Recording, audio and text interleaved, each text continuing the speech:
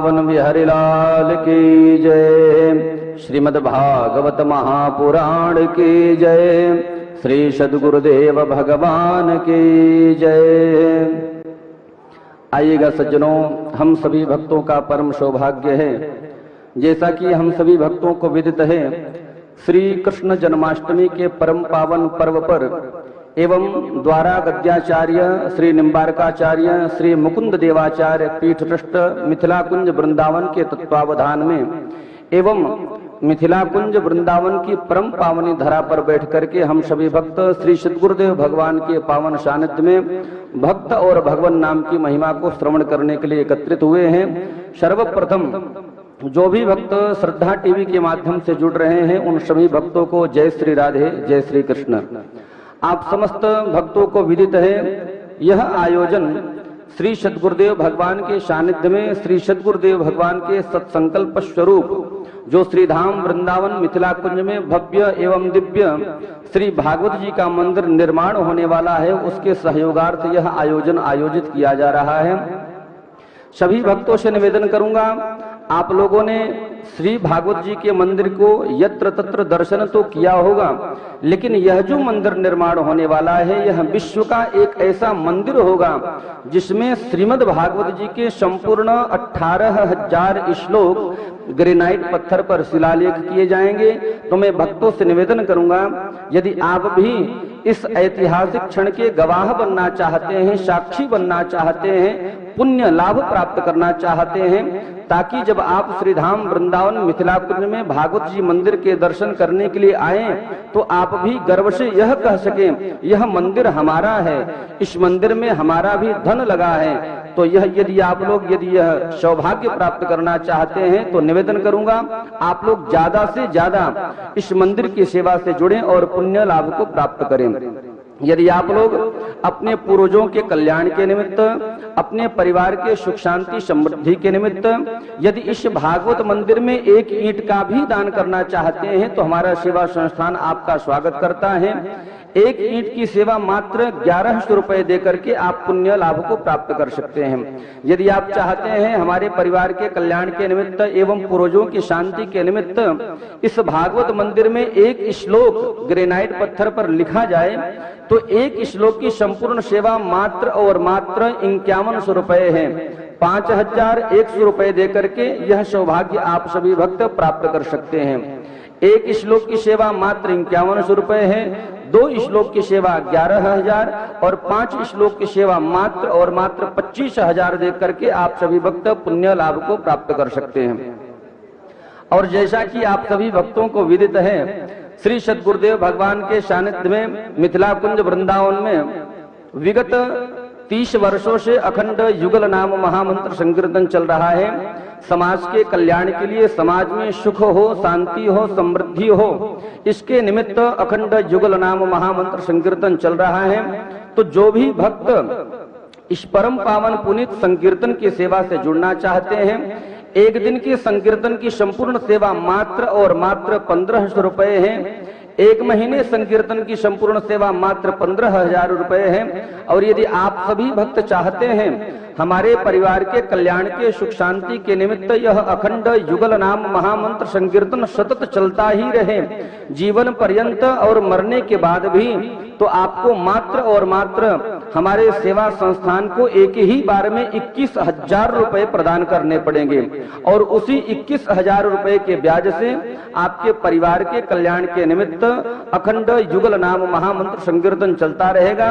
और जब कभी आप श्रीधाम वृंदावन मिथिला कुंज आश्रम में आएंगे तो 3 दिनों तक आपके रहने की, खाने की समुचित सारी व्यवस्था हमारे मिथिला कुंज आश्रम के द्वारा होगी। तो मैं निवेदन करूंगा इस परम पावनी सेवा से भी जुड़ करके आप लोग पुण्य लाभ को प्राप्त कर सकते हैं। और एक बहुत ही परम पावनी सेवा हमारे सेवा संस्थान के द्वारा प्रवाहित हो रही है, जिसका नाम है प्रतीक वृंदावन अन्न क्षेत्र। जिस अन्न क्षेत्र के द्वारा जो गरीब बच्चे हैं, जो भूखे हैं, जिनको खाने के लिए रोटी नसीब नहीं होती है, एवं मिथिला कुंज एवं प्रतीक वृंदावन में जो साधु संत वैष्णव ब्राह्मण रहते हैं, जो संकीर्तन इत्यादि अध्ययन इत्यादि करते हैं, उन सभी साधु संत वैष्णव ब्राह्मणों के भोजन की व्यवस्था इस प्रतीक वृंदावन अन्न क्षेत्र के द्वारा किया जा रहा है। तो आप लोग भी इस प्रतीक वृंदावन अन्न क्षेत्र के साथ जुड़ करके पुण्य लाभ को प्राप्त कर सकते हैं।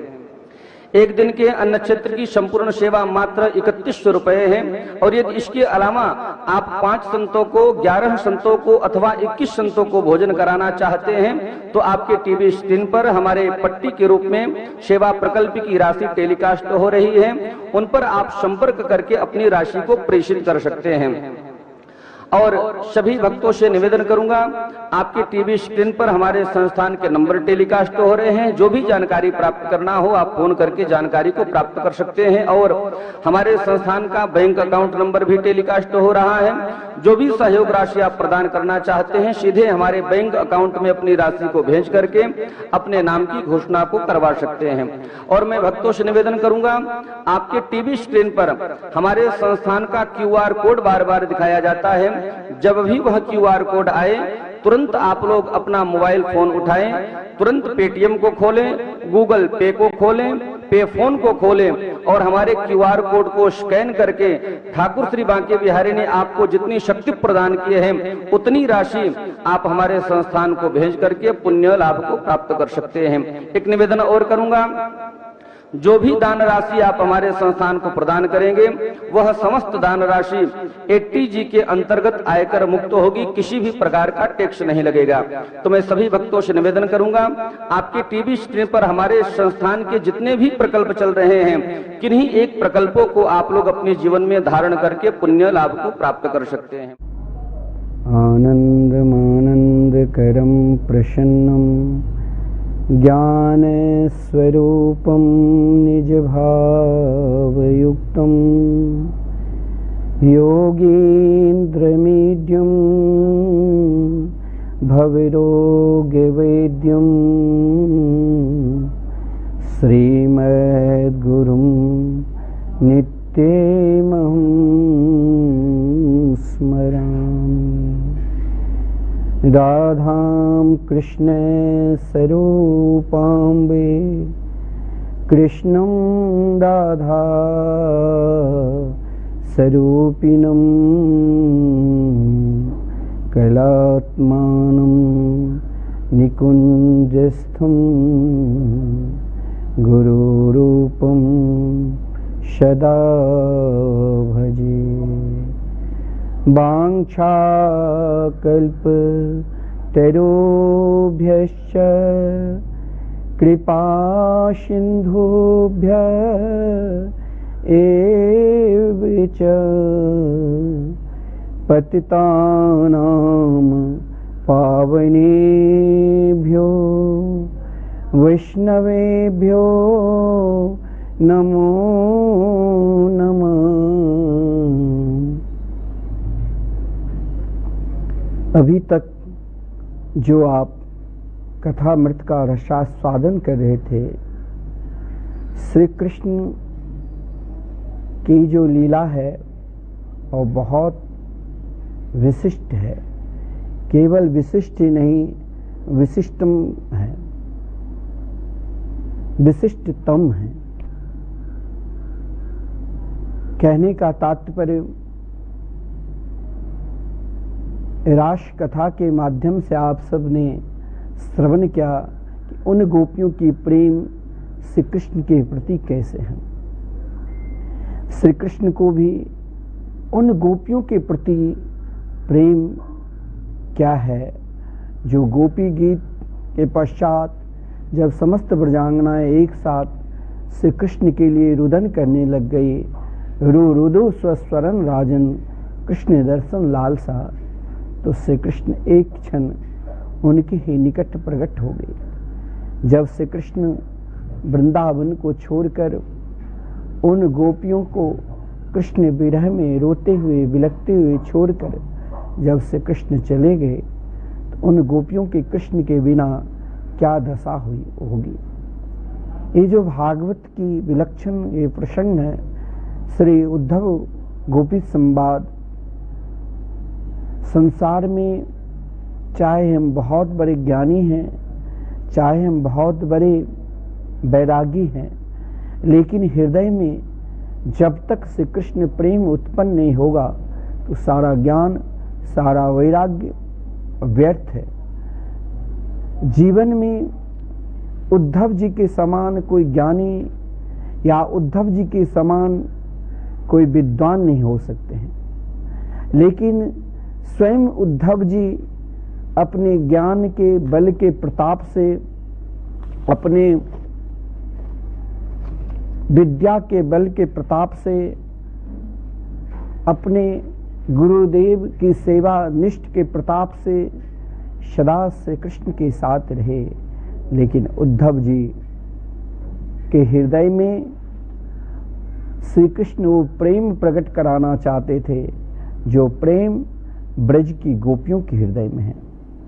आइए हम सब चलते हैं उन कथा की ओर जहाँ एक भक्त, एक कृष्ण प्रेमी जो श्री कृष्ण के लिए कैसे जीते हैं, जिसके कण कण में, जिसके मन ही श्री कृष्ण के चरणार बिंद में समर्पित है, उन गोपियों की हम याद करें जिन श्री कृष्ण उन महल में रहते हुए भी समस्त सुख और सुविधा होने के पश्चात भी श्री कृष्ण उन भक्तों को, उन गोपियों की याद के लिए रोते हैं और उद्धव जी से यही कहते हैं, उद्धव एक बार आप उन गोपियों के निकट जाओ। गुरुदेव और माता पिता के आशीर्वाद लेकर जब श्री कृष्ण आए और आकर माता पिता के चरणों में प्रणाम किया, लेकिन जिस दिन से श्री कृष्ण विद्या पढ़कर आए, मथुरा में आकर मन नहीं लगता था, घर में बिल्कुल मन नहीं लगता था। 24 घंटे याद आती है मैया यशोदा की। बरसों बीत गए वृंदावन को छोड़े, हमेशा उन ब्रजांगनाओं की, उन ब्रजवासियों की याद करते करते कभी कभी एकांत में बार बार श्री कृष्ण उनसे प्रार्थना करते। ये जब पढ़कर आए तो श्री कृष्ण का मन घर में नहीं लगता था।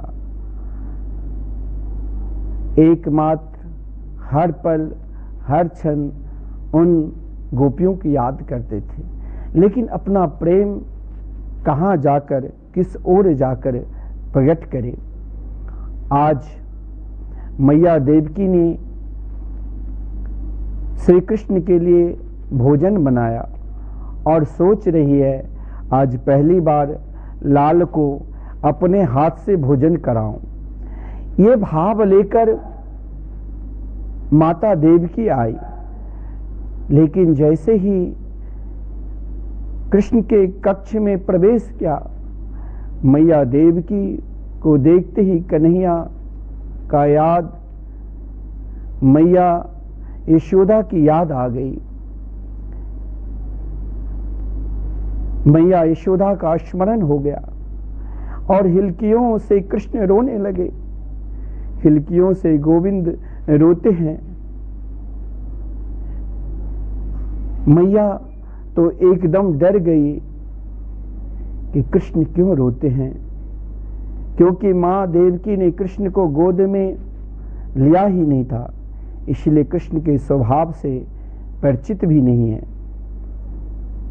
थाली अलग रखी है क्योंकि देवकी को ये पता नहीं कि उस थाल में माता देवकी ने गोरस रख दिया, और उन गोरस को देखते ही श्री कृष्ण बार बार उन ब्रजवासियों की याद कर रहे हैं जो श्री कृष्ण के लिए ही जीते हैं, जो कृष्ण के लिए ही बोलते हैं, जो श्री कृष्ण के लिए ही सब कार्य करते हैं। देवकी बोली वसुदेव जी के पास जाकर, कैसे बताऊं आपसे, आज पहली बार जीवन में कृष्ण को अपने हाथों भोजन कराने गई। अपने हाथ से भोजन बनाकर ले गई, किंतु कन्हैया ने मुझे देखते ही रोने लग गया। सुनिए, जब से वो अवंतिकापुरी से पढ़कर आया है, कृष्ण किसी से बात नहीं करता है, कभी हंसकर प्रेम किसी से बोलता ही नहीं। अपने कक्ष में शांत, गंभीर और समाधि लगाकर बैठा रहता है। मुझे लगता है कुछ गड़बड़ है। माँ का हृदय होता ही ऐसे, आप कुछ प्रयास करो ना। वसुदेव जी ने कहा, मैं भी कैसे पूछूं, लाला के स्वभाव से परिचित तो मैं भी नहीं हूं, क्योंकि उसके गोद में मैंने तो नहीं खिलाया, परंतु श्री कृष्ण के प्रिय मित्र जिसके विषय में कहा गया है, वृष्णीनाम प्रविरो मंत्री कृष्णस्य दैत सखा शिष्यो बृहस्पते साक्षात् उद्धवो बुद्धि सतमा। इतने में यदुवंशियों के मंत्री बृहस्पति के शिष्य ज्ञानियों में सर्वश्रेष्ठ उद्धव जी आ गए। उद्धव जी को देखकर वसुदेव जी ने कहा, बेटा कृष्ण के पास जाओ और जाकर कन्हैया से पूछो, जब से गुरुकुल से पढ़कर आया नहीं किसी से बोलते हैं, नहीं किसी के पास जाकर हंसते हैं, नहीं कहीं निकलते हैं, कारण क्या है। उद्धव जी श्री कृष्ण के कक्ष में गए और चरणों में प्रणाम किया। पूछा, मेरा गोविंद आजकल इतना आप चिंतित क्यों रहता है।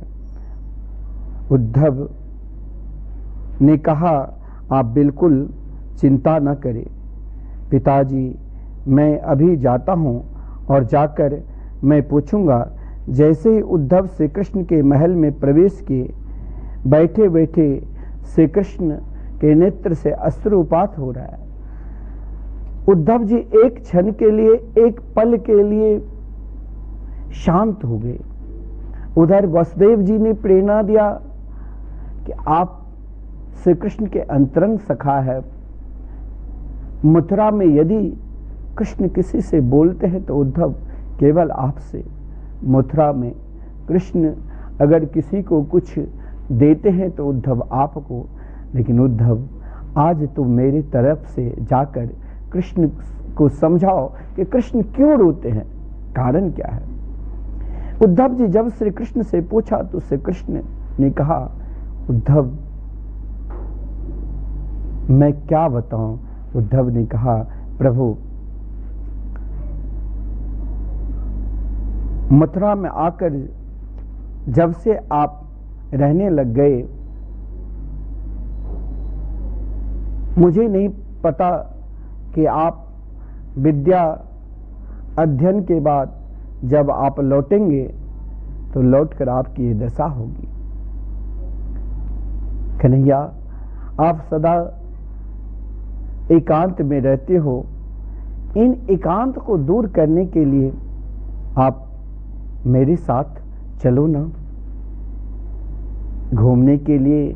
जहां मथुरा की सुंदर नगरी, जिस नगरी में हे कृष्ण समस्त नगरवासी आपसे मिलने की उत्साहित है। आज तक उन नगरवासी ने आपको पूर्ण रूप से देखा भी नहीं, क्योंकि कंस को मारने के पश्चात श्री कृष्ण के यज्ञोपवीत संस्कार हुए और यज्ञोपवीत के उपरांत सीधे गुरुकुल पढ़ने के लिए चले गए। और जब पढ़कर लौटा तो अपने महल में एकांत में केवल उन गोपियों की याद, माता यशोदा की याद, पिता नंद की याद करके सदा रोते रहते थे।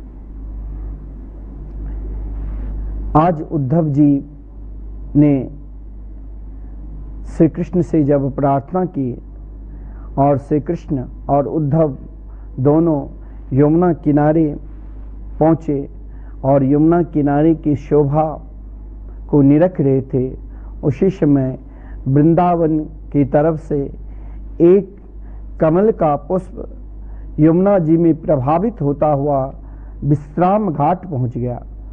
उद्धव जी ने निकाला और श्री कृष्ण को दिया। श्री कृष्ण ने जैसे उस पुष्प को अपनी नासिका से लगाया, भावावेश में हो गए,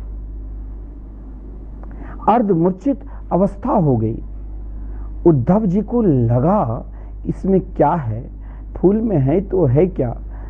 वाह, उद्धव जी मन में सोचने लग गया, अब मैं देवकी को क्या उत्तर दूं। माता देवकी हमसे पूछेंगे उद्धव कन्हैया को किधर ले गए, तो मैं क्या उत्तर दूं। वसुदेव जी को मैं क्या उत्तर दूं। जब कुछ देर के बाद श्री कृष्ण को चेतना हुआ तो श्री कृष्ण को तब उद्धव जी ने पूछा वो पुष्प में क्या था। श्री कृष्ण ने कहा उद्धव जी वो पुष्प श्री जी को चढ़ाया हुआ पुष्प था। पुष्प की गंध लेते ही श्री जी का स्मरण हुआ, श्री कृष्ण मूर्छित हो गए। आप यदि देखोगे तो यही ब्रजवासियों का प्रेम है। उद्धव जी को अब क्या समझावे, उद्धव अभी उस स्तर में ही नहीं है जो समझने लायक है। श्री कृष्ण ने उद्धव को अपने हाथ से हाथ लिया, कहा कन्हैया आप मुस्कुराओ। कृष्ण ने कहा हम जरूर मुस्कुराएंगे, लेकिन उद्धव आप मेरा एक काम कर दो, आपके सिवा इस संसार में कोई काम करने वाला मेरा नहीं है। हे उद्धव गच्छोद्धव ब्रजम सौम्य पित्रोर्नो प्रतिमा बह गोपीनां मदवियोगाधिं मत संदेशे विमोचय।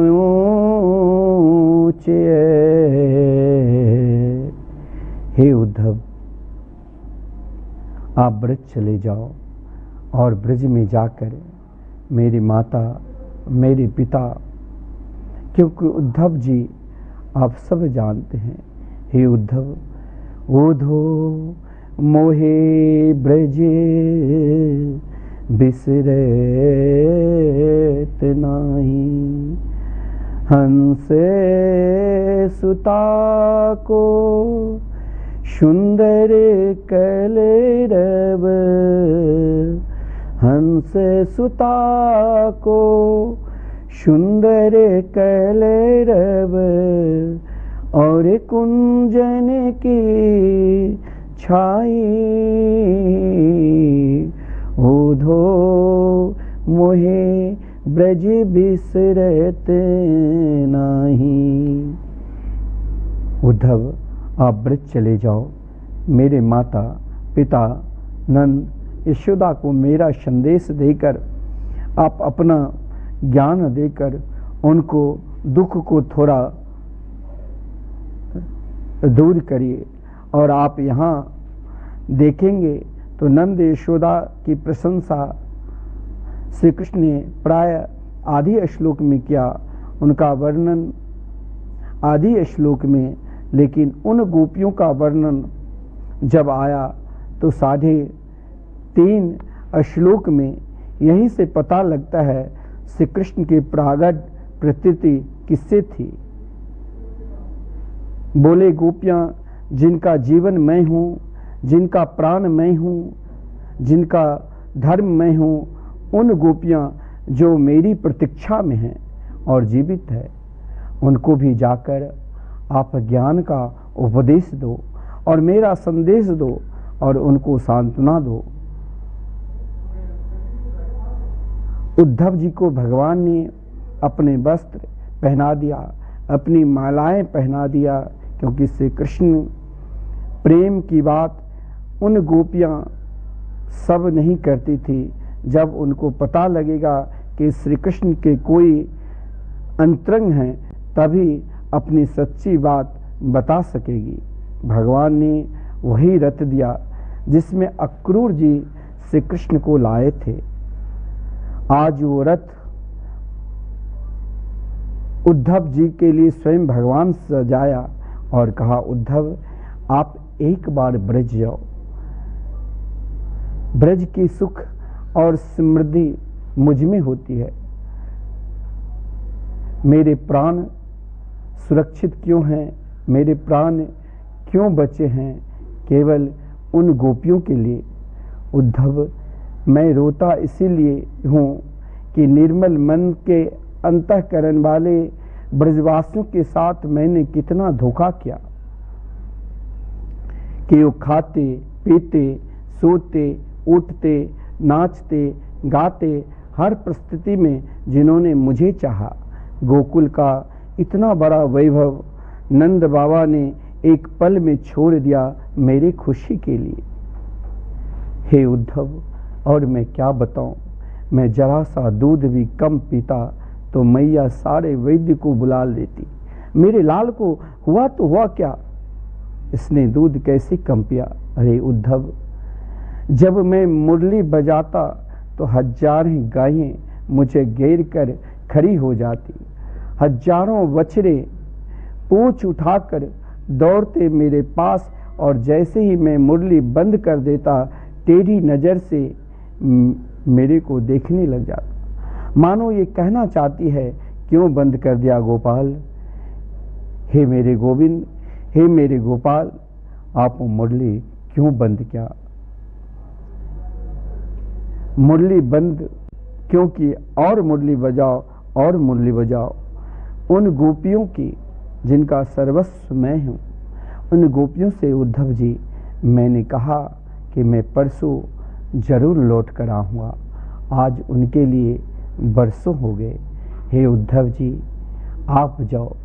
आज भगवान ने उद्धव जी के लिए स्वयं अपना रथ सजा कर खड़ा करके उद्धव जी को अपना वस्त्र भी दे दिया। लेकिन उद्धव जी ने कहा, कन्हैया, उन गोपियों की मैं कौन सी शब्द सी सांत्वना दूं? भगवान ने कहा, वहां सांत्वना की जरूरत नहीं। अरे वृंदावन में यदि वास भी करना है तो बिना श्री रास रासेश्वरी राधा रानी की कृपा के बिना नितांत असंभव है। चाहे हम बहुत बड़े वैभवशाली वाले क्यों ना हो, चाहे हम बहुत बड़े ज्ञानी क्यों ना हैं, चाहे हम बहुत बड़े परमार्थी क्यों नहीं हैं, चाहे हम बहुत बड़े सेवक क्यों नहीं हैं, लेकिन जब तक रास रासेश्वरी राधा रानी की कृपा नहीं होगी तब तक आप ब्रज वृंदावन में ब्रजमंडल में रह ही नहीं सकते। वृंदावन में यदि रहना है तो भाव से मानो उद्धव जी ने यही प्रार्थना की। उनके माध्यम भगवान ने रास रासेश्वरी राधा रानी से जो पत्र लिखा, यही कहा, हे राधे वृषभान सुते ललिते, मैंने कौन कियो अपराधे तिहारो, काढ़ी दियो ब्रजमंडल ते, अब और हूँ दंड दियो कछु भारो, अपनों कर ले हूँ कृपा कर दे हूँ, कुंजे कुटीरे यमुना के किनारे, ये जिए जानी कृपा की निधान, भई सो भई अब वेगी संहारो। भक्त तो यही प्रार्थना कर सकते हैं रास रासेश्वरी राधा रानी से। बिरह बिकल भई बावरी डोलूं, बिरह बिकल भई बावरी डोलूं, शुद्धिया लीजे हो श्री राधे दर्शन दीजे हो श्री राधे दर्शन दीजे हो। बार बार रास श्री राधा रानी से हमें भी यही प्रार्थना करना चाहिए, हे किशोरी जी, यहाँ तो उद्धव जी के ऊपर स्वयं भगवान श्री कृष्ण ने कृपा की। जब उद्धव जी वृंदावन पधारे, मन में आदमी के दो प्रकार के द्वंद्व होता। एक द्वंद्व जो हम बहुत बड़े ज्ञानी हैं, अगर देखा जाए तो कोई कोई ज्ञानी भी ऐसा मूर्ख की तरह काम करता है जो उनके ज्ञान का अभिमान रहता है, क्योंकि शास्त्र में कहा गया है विद्या रूप महत्व कुल धन यौवन अभिमान सदकंटक देखे जहाँ रहते न भक्ति निदान। जीवन में जिसके अंदर अपने ज्ञान का भी अभिमान हो जाता है, वो ज्ञान परमात्मा के निकट नहीं जाने देते हैं। लेकिन वही ज्ञान पर जब श्री कृष्ण की कृपा हो जाए तो वही ज्ञान हमें रास रासेश्वरी राधा रानी के कृपा कराकर हम निरंतर उन गोपियों के चरण की धूल भी बन सकते हैं। इस पर कृपा होनी चाहिए। अगर ज्ञानी हैं, ज्ञान होना कोई खराब नहीं है, लेकिन वो ज्ञान नहीं जो परमात्मा के चरण में न झुकने दे। उद्धव जी के ज्ञान वो सर्वोपरि ज्ञान थे जो सदा श्री कृष्ण के साथ रहे, श्री कृष्ण के साथ बोले, श्री कृष्ण के झूठन खाए, श्री कृष्ण की आज्ञा को स्वीकार किया।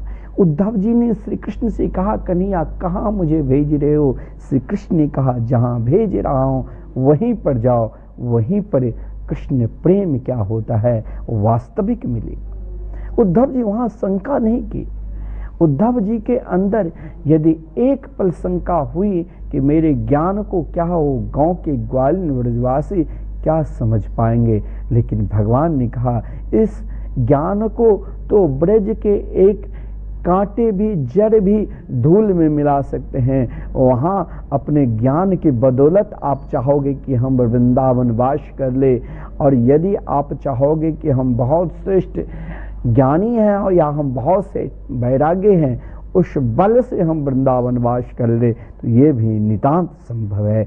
वृंदावन वास करना है, रास रासेश्वरी राधा रानी की कृपा को प्राप्त करना है, तो बस जीवन में एक ही महाराज जीवन की धारणा बना लो, जीवन की स्वभाव बना लो कि वृंदावन में जाकर उन ब्रजवासियों के शरणागति के स्वीकार करके उन ब्रजवासियों के चरण की धूल, जिन धूल को प्राप्त करने के लिए कहा गया है भाग वरो वृंदावन पायो, जा रज को सुर नर मुनि तरसे, सूरज शीस नवायो, भाग वरो वृंदावन पायो। महाराज यदि हमें भी वृंदावन की लाभ लेना है, कृष्ण प्रेम में डूबना है, तो रास रासेश्वरी राधा रानी जो कृपा की मूर्ति है, उद्धव जी के अंदर ज्ञान अगर मानो उमड़ा तो उन ज्ञान को वहाँ छुपाना पड़ा। ब्रज में जब प्रवेश किए तो उद्धव जी यहाँ दो द्वंद्व लेकर जा रहे थे कि हम उन गोपियों को क्या उपदेश करेंगे, उन गोपियों को क्या उपदेश देंगे, क्या वो वाकई में मेरे ज्ञान को समझ पाएंगे। उसी समय वृंदावन की ओर से एक हवा की झोंक आई, और हवा की झोंक जिस वस्त्र को उद्धव जी संभाल रहे थे वही दुशाला में पड़ गया, और ज्यों ही दुशाला में लपटा, एक कवि ने बहुत सुंदर भाव दिया है। हमारे वृंदावन के रसिक संत। उलझ कर वस्त्र में कांटे लगे उधो को समझाने, उलझ कर वस्त्र में कांटे लगे उधो को समझाने, तुम्हारा ज्ञान पर्दा फाड़ देंगे ये प्रेम दीवाने, है प्रेम जगत में सार और कछो सार नहीं, चले मथुरा से जब कुछ दूर वृंदावन निकट आया, वहीं पर प्रेम ने अपना अनोखा रंग दिखाया। क्या दिखाया? उलझ कर वस्त्र में कांटे लगे उधो को समझाने, तुम्हारा ज्ञान पर्दा फाड़ देंगे ये प्रेम दीवाने, है प्रेम जगत में सार और कछु सारे नहीं। हे ज्ञानी, तो जिस ओर जा रहे हैं उस ओर को प्राप्त करना है तो अपने हृदय में एकमात्र रास रासश्री राधा रानी की प्रेम को बसा लो। उन प्रेम को यदि बसा लिया तभी उस प्रेम माधुरी मुरली सुनाई देगी। जिन मुरली को सुनते ही उन गोपियों ने धर्म अर्थ काम मोक्ष समस्त पुरुषार्थ को त्याग कर श्री कृष्ण से केवल यही कहा था, हम आपके हैं, संत्यज्य सर्व विषयांश तब पाद मूला। हे उद्धव, आप वहां जा रहे हैं जहां केवल केवल रास रास श्री राधा रानी की कृपा है, जहां केवल रास रासेश्वरी की कृपा के बिना कोई नहीं चल सकते हैं, नहीं बोल सकते हैं, नहीं कुछ कर सकते हैं। उद्धव, जरा संभल कर जाना। अगर उद्धव जी श्रेष्ठ ज्ञान का अभिमान रहता तो ये प्रेम का उपदेश शायद उद्धव जी नहीं समझ पाते। उद्धव जी जा रहे हैं। उद्धव जी का आज रथ किसने सजाया? तो स्वयं श्री कृष्ण ने। लेकिन प्रेम की नगरी वृंदावन की ओर जब उद्धव जी चले तो क्या देखा? प्रेम की नगरी वृंदावन है, वात्सल की नगरी वृंदावन है, प्रेम की सागर जहां बहता है। आचार्य श्री सुखदेव जी महाराज कहते हैं, परीक्षित, जिस दिन से श्री कृष्ण वृंदावन को छोड़कर चले गए उनके मित्रों की परिस्थिति कैसी बन गई। ये छोटे छोटे ब्रजवासी, नन्हे नन्हे सखा, छोटे छोटे ग्वाल वाल, सूर्य निकलते ही मथुरा जो अटल वन है, जहाँ पर निश्चय, जहाँ पर दृढ़ता, जहाँ पर विश्वास लेकर उन अटल वन के निकट मार्ग पर सब बैठ जाते थे। एक विश्वास था, इसलिए उस जगह का नाम, जहाँ आपका आश्रम मिथिला कुंज है परिक्रमा मार्ग में, उस जगह का नाम ही है अटल वन। वहाँ पर एक विश्वास लेकर सब बैठ जाते और मथुरा की ओर टकटकी लगाए देखते कि लाला आए रहियो, आयो हो, इसी आशा में। लेकिन शाम तक श्री कृष्ण नहीं आते, लौटकर उदास होकर चले जाते और कहते अपनी मैया से, तेरे लाला बड़ो कठोर है, आज भी ना आयो। रात को सोते नींद में भी किसी के एकाएक ध्यान आते कि कृष्ण मुझे बुला रहे हैं। सबके हृदय में एक ही चिंता, कन्हैया के कब दर्शन करेंगे। उनके लिए रात्रि भी महाराज कठोर होता था।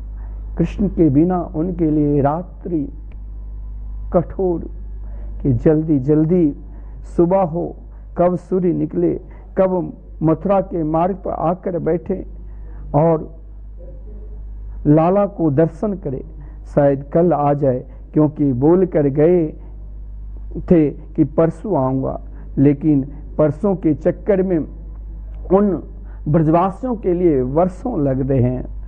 नित्य की भांति आज भी मथुरा के मार्ग पर ब्रज के ग्वाला सखा सब शांत बैठे थे, बार बार देख रहे थे कि लाला आए रहियो होगो, कन्हैया जल्दी, आज जल्दी आएंगे। आज उन ब्रजवासियों को एक रथ आता हुआ दिखाई दिया, एक सुंदर रथ आते दिखा, रथ की ध्वजा चमकी, सब ब्रजवासी दौड़ पड़े, आज हमारे कृष्ण आए हैं। एक बोले, मैंने पहले ही कहा कि मेरे बिना कन्हैया रह ही नहीं सकते। सब ब्रजवासी झुंड के झुंड रथ के निकट पहुंचे।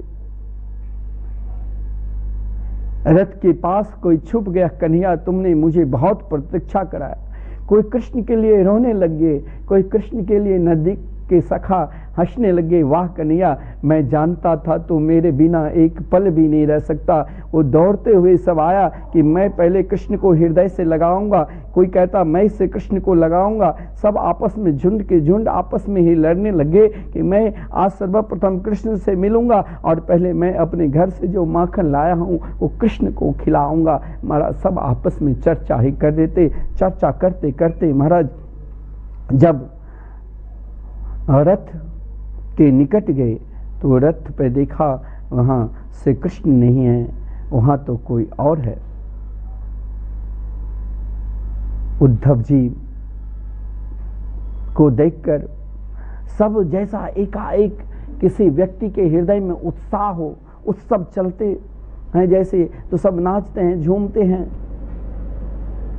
लेकिन उन्हीं उत्सव में एकाएक उत्सव जब समाप्त हो जाता है तो महाराज होता है, कल तक यहाँ सब हजारों लोग आते थे, महाराज सब कीर्तन करते थे, गाते थे, नाचते थे, लेकिन आज उन उत्सव में देखो कैसे शांत हो गया। जैसे यहाँ कथा चल रही है, चलो यहाँ तो स्वयं श्रीधाम वृंदावन है, हम सब महाराज नित्य निरंतर यहाँ उत्सव ही उत्सव रहता है। लेकिन किसी गांव में जब कथा होती है, कथा में संपूर्ण गांव वाले आते हैं, लेकिन एकाएक जब कथा समाप्त हुई सबका महाराज जब आप लोग चले जाते तो यहाँ एकदम शमशान जैसे हो जाता, अस्तब्ध।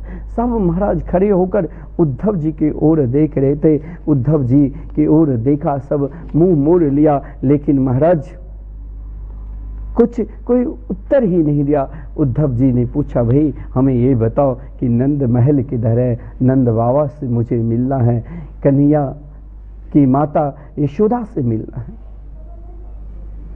कृष्ण की सखाओं ने कहा कि देखो उद्धव, मैं वहां नहीं जा सकता हूं कि माता यशोदा की जो दशा है, कृष्ण के लिए रोते रोते महाराज आंख की रोशनी चली गई थी दुनिया के लिए। उनकी आंख के सामने तो केवल से कृष्ण ही कृष्ण। नंद बाबा की भी यही अवस्था, इसलिए ग्वाल बाल जल्दी जाते नहीं थे। आज जब ग्वाल बाल ने कहा सामने जो महल आपको दिखाई देता है वही नंद बाबा की महल है, ये नहीं कहा कि महल कृष्ण की महल है। क्योंकि कृष्ण की याद करते करते अभी अभी देखा कि हजारों ग्वाल बाल कृष्ण की याद करते करते सब व्याकुल हो गए, लेकिन उन कृष्ण में उद्धव जी दिखाई दिया। लेकिन आज जब उद्धव जी नंद महल पहुंचे तो उद्धव जी देखा उन महल में हर जगह भगवान के नाम चल रहे हैं, चारों तरफ जैसे यहाँ संकीर्तन की गुंज आपको सुनाई देती होगी लगातार। जहाँ एक ही जगह पर शास्त्र में कहा गया है एक जगह पर 12 साल तक संकीर्तन चले तो मानो वहाँ साक्षात ठाकुर जी अपने समस्त सखाओं के साथ वहाँ उपस्थित होकर सदा निवास करते हैं। लेकिन हम इन आँखों के द्वारा प्रत्यक्ष इसीलिए नहीं दर्शन कर पाते हैं, जब हम उस स्थिति में हम पहुंच जाएंगे स्वयं कीर्तन करते करते करते, जब हम स्वयं प्रहलाद की स्थिति में, जब हमारे स्वयं देह शुद्धि नहीं रहेगी, तब हम भी इस जगह को वो आनंद प्राप्त कर सकते हैं। और यहाँ तो अखंड संकीर्तन लगातार 30 साल से चल रहे हैं। जिस भूमि पर आप बैठकर ये दिव्यातिदिव्य प्रसंग को रसास्वादन कर रहे हैं, इन भूमि ये मिथिला कुंज आश्रम में निरंतर जो हमें रोज आप सभी को संबोधन करना पड़ता है, यहाँ निरंतर 30 साल से संकीर्तन चल रहे हैं। और आपको कीर्तन के लिए केवल यहाँ से कहा जाता है कि आप भी, प्रेरणा दिया जाता है कि आप भी 21,000 रुपया मात्र देकर आप इस कीर्तन के सदस्य बनिए। अरे आप श्री धाम वृंदावन में कीर्तन के सदस्य बन गए और आपके नाम से इन महात्माओं को निरंतर भोजन चलता रहेगा मरणोपरांत। कीर्तन की क्या विशेषता है? शास्त्र में कहा गया एक ही जगह पर 12 साल तक अगर संकीर्तन जहाँ पर होते हैं वहाँ स्वयं भगवान अपने समस्त परिकर के साथ उस जगह पर निवास करने लग जाते हैं। वही हमारे लिए वृंदावन अयोध्या, और यहाँ निरंतर 30 साल हो गया और अखंड चलते रहेंगे। नाम में वो ताकत है कि भगवान को खींच कर ले आते हैं। लेकिन हम क्यों नहीं उस लीला को प्रत्यक्ष दर्शन कर पाते हैं? क्योंकि हमें उस स्तर तक जाना पड़ेगा। हम भी जब स्वयं प्रहलाद जी की तरह हम हो जाएंगे, स्वयं हम माता यशोदा की तरह, स्वयं हम नंद बाबा की तरह, जब हमारी स्तर उन स्तर तक पहुंच जाएगा, तब हमें भी सदा से कृष्ण ही कृष्ण दिखाई देंगे। उद्धव जी जब उस महल में पहुंचे, महल में पहुंचते ही एकांत में एक जगह पर नंद बाबा हाथ में माला झोली लेकर श्री कृष्ण के मंगलमय नाम ले रहे थे। एक जगह माता यशोदा कृष्ण की याद में अश्रुपात हो रही थी। दुनिया के लिए उनकी आंख से रोशनी चली गई थी। चारों तरफ उद्धव जी को उन महल में प्रवेश करते ही उद्धव जी का ज्ञान उन स्तर तक नहीं रहा। कहा गया है उद्धव जी का ज्ञान वहीं पर गुदरी होकर कृष्ण प्रेम हृदय में उमड़ पड़ा। और जब कृष्ण प्रेम हृदय में उमड़ पड़ा, माता यशोदा जी के चरणों में प्रणाम किया। माता जी के चरणों में प्रणाम करते ही उद्धव जी ने कहा मैं उद्धव। माता यशोदा ने कहा अरे तू धीरे से बोल, आज मैंने जैसे तैसे अपने लाल को सुलाया। कभी माखन के लिए उद्यम मचाने लग जाते, कभी कहते मैया मुझे चंदा चाहिए, और आज दिन भर पानी के साथ ही खेलते रहे कि ऊपर चांद को देखकर नीचे पानी में चांद देखा, कहा मैया मुझे वही चांद चाहिए। आज मैंने अपने लाल को जैसे तैसे मनाकर सुलाया, लेकिन उद्धव तू कहाँ से आया रे? मेरे लाल यदि जग गया तो फिर मैं कैसे रह पाऊंगी? आज अभी तक मैंने घर का कोई काम भी नहीं किया। अरे उद्धव जी का स्तर वहां तक पहुंचा हुआ नहीं था। उद्धव जी ने कहा अरे मैया कहाँ है तेरा लाला? उद्धव जी ने मन में सोचा मैं तो कृष्ण को मथुरा में छोड़ कर आया हूं और स्वयं श्री कृष्ण ने ही हमें वृंदावन भेजे, लेकिन यहाँ कृष्ण कैसे आ गए? उद्धव जी जब महाराज माता यशोदा से कहा कि आप जरा अपने लाल को हमें दर्शन करा दो, बोले मेरे उंगली पकड़ लो उद्धव, मुझे कुछ दिखाई ही नहीं देता। मुझे तो एकमात्र कृष्ण के सिवा और कुछ दिखाई ही नहीं देता। उद्धव मेरे लिए तो कृष्ण ही प्राण है, मेरे लिए कृष्ण ही सर्वस्व है। उद्धव जी ज्यों ही ले गया, माता यशोदा धराम से गिर पड़ी। अरे उद्धव ना जाने वो कब छोड़ कर चले गए। नंद बाबा ने यशोदा को गिरते हुए देखकर वहां पर पहुंचा, यशोदा जी को संभाला। और महाराज एक अतिथि, शास्त्र में कहा गया अतिथि यदि आपके द्वार पर आवे तो उन्हें सम्मान करना चाहिए। उद्धव जी को नंद बाबा ने सम्मान किया और सम्मान के साथ कहा, उद्धव जी आओ बैठो। और महाराज उद्धव जी बैठ गए और साथ में नंद बाबा ने कहा, क्वचिदंग महाभागा सखान सुरे नंदन आस्ते कुशल्य पत्यादे युक्तो मुक्तः सुहृद्वृत।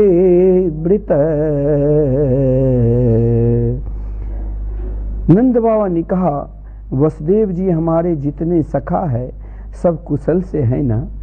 अरे आप तो दिन भर श्री कृष्ण कृष्ण रट लगाने लगे और अब आप वसुदेव जी के बीच में कहाँ से ले आए? महापुरुष लिखते हैं, बाबा के हृदय में तो कृष्ण रट चल ही रही थी, लेकिन वो जानते थे अगर कृष्ण संबंधी चर्चा अगर मैं बाहर प्रकट करूं तो मेरी भी दयनीय अवस्था यशोदा की तरह बिगड़ जाएगी। इसीलिए नंद बाबा ने महाराज कृष्ण चर्चा नहीं की। यह अवस्था नंद बाबा के थी। ब्रजवासियों के हम लोग चाहते हैं कि कृष्ण प्रेम प्रकट होवे और ब्रजवासियों की ये दशा थी जो कृष्ण प्रेम छिपाते थे, दुखी थे, उसके कारण अत्यंत कष्ट में थे। बाबा ने कहा, अच्छा क्या कंस को मारा गया, लेकिन जब कंस को मार दिया, कंस की चर्चा करते ही भला श्री कृष्ण की चर्चा अब कौन रोक सकता है? हे उद्धव, आप मथुरा से आए हैं तो आप जरूर कुछ न कुछ संदेश तो लाया होगा कन्हैया के। क्या कन्हैया अपि स्मरति न कृष्णो मातरम सुहृदय सखीन गोपान ब्रजम चात्मनाथम गावो वृंदावनम गिरिम। क्या कृष्ण कभी हमारा स्मरण करता है? नंद बाबा की इतनी बड़ी निराश क्यों हो गई? क्योंकि बाबा को लगता है कि अब आश ही नहीं, श्री कृष्ण आएगा कि नहीं। बहुत वर्ष व्यतीत हो रहे हैं, लेकिन नंद बाबा के लिए वर्ष कौन कहे, महीने कौन कहे, नंद बाबा को तो लग रहा है त्रुटि युगा यथे करोड़ों युग कृष्ण प्रेम में उन भक्त के हृदय में ही वो दशा हो सकती है जो ब्रजवासियों की तरह है, जो नंद बाबा की तरह है। नंद बाबा बार बार एक ही शब्द, क्या श्री कृष्ण अपि स्मरति न कृष्णो, क्या श्री कृष्ण हमारा स्मरण करता है? उद्धव जी को आश्चर्य लग रहा है कि बाबा कहते हैं क्या कृष्ण मेरा स्मरण कर रहे हैं? मैंने तो देखा श्री कृष्ण इनको स्मरण करते करते जब से गुरुकुल से पढ़कर आया, नहीं किसी से बोलते हैं, नहीं किसी के पास जाते हैं, स्वयं घर में बैठकर समाधि लगाकर इन गोपियों की याद, माता यशोदा की याद, बाबा नंद बाबा की याद करते करते रोते हैं। और बाबा कह रहे हैं क्या श्री कृष्ण अपने पिता का स्मरण करते हैं? ये उल्टा प्रश्न कैसे हो रहा है? बोले बाबा वे तो प्रतिदिन आपका स्मरण करता है। नंद बाबा ने कहा प्रतिदिन मेरा स्मरण करता है? अच्छा तो प्रतिदिन अगर मेरा स्मरण करता है तो क्या उद्धव आप प्यासती क्या वो आएगा? एक बार हमको देखने के लिए आ जाए। नंद बाबा बोले, हे उद्धव, बार बार एक ही प्रश्न को बार बार स्मरण करते हैं कि आप्याशति, क्या श्री कृष्ण एक बार हमको देखने के लिए आएंगे? बोले, हाँ बाबा, आप इतनी दुखी क्यों हो? वो अवश्य आएंगे आपको देखने के लिए, आप इतनी दुखी क्यों हो? नंद बाबा ने कहा, मेरे को लगता है, मेरा पता नहीं जीवन कितना है कितना नहीं, एक बार से कृष्ण आ जाता, उसकी मुख की छवि मैं अपने हृदय में बसा लेता और उसी के सहारे मैं अंतिम जीवन व्यतीत करता। मेरी अंतिम इच्छा यही है उद्धव, क्या वो आएंगे? क्या वो दर्शन देंगे? उद्धव जी समझ गया कि बाबा को कृष्ण विरह में कुछ पागल हो गया है। बार बार एक ही प्रश्न, मैं क्या उत्तर दूं? एक प्रश्न को मैं कितने बार उत्तर दूं? वो तो हर पल हर क्षण याद ही करते रहते हैं। लेकिन नंद बाबा बार बार एक ही प्रश्न पूछ रहे हैं। कहने के बाद भी उद्धव जी शास्त्रज्ञ तो थे ही, सोचा इनके मन को थोड़ा बदल दिया जाए तो ठीक हो जाएगा। उद्धव जी ने कहा, बाबा आप घर में बैठे रहते हो, आप कभी वृंदावन हो आए, कभी यमुना में हो आए, कभी यमुना किनारे चला जाया करिए, कभी गोवर्धन चला जाया करिए, कभी काली दह पर चला जाया करिए, तो आपको सांत्वना और शांति मिलेगी। बाबा आप जरूर जाओ। मैं आपसे कह रहा हूं उद्धव जी, नंद बाबा को समझा रहे हैं कि आप यहां क्यों बैठे हैं, आप तो जाओ तो सही।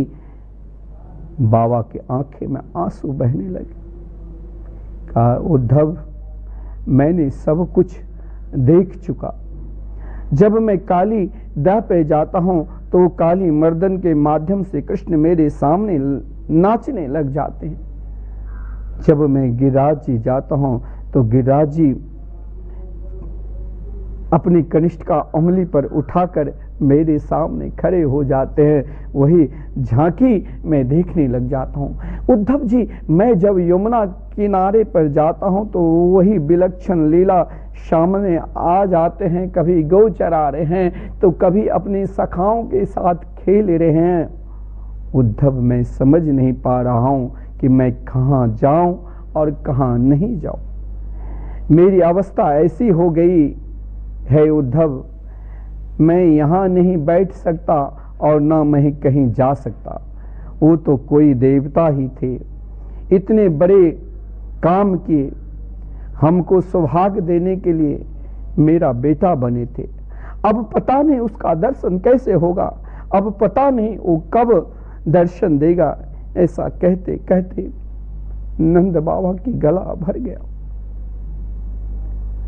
वाणी अवरुद्ध हो गई।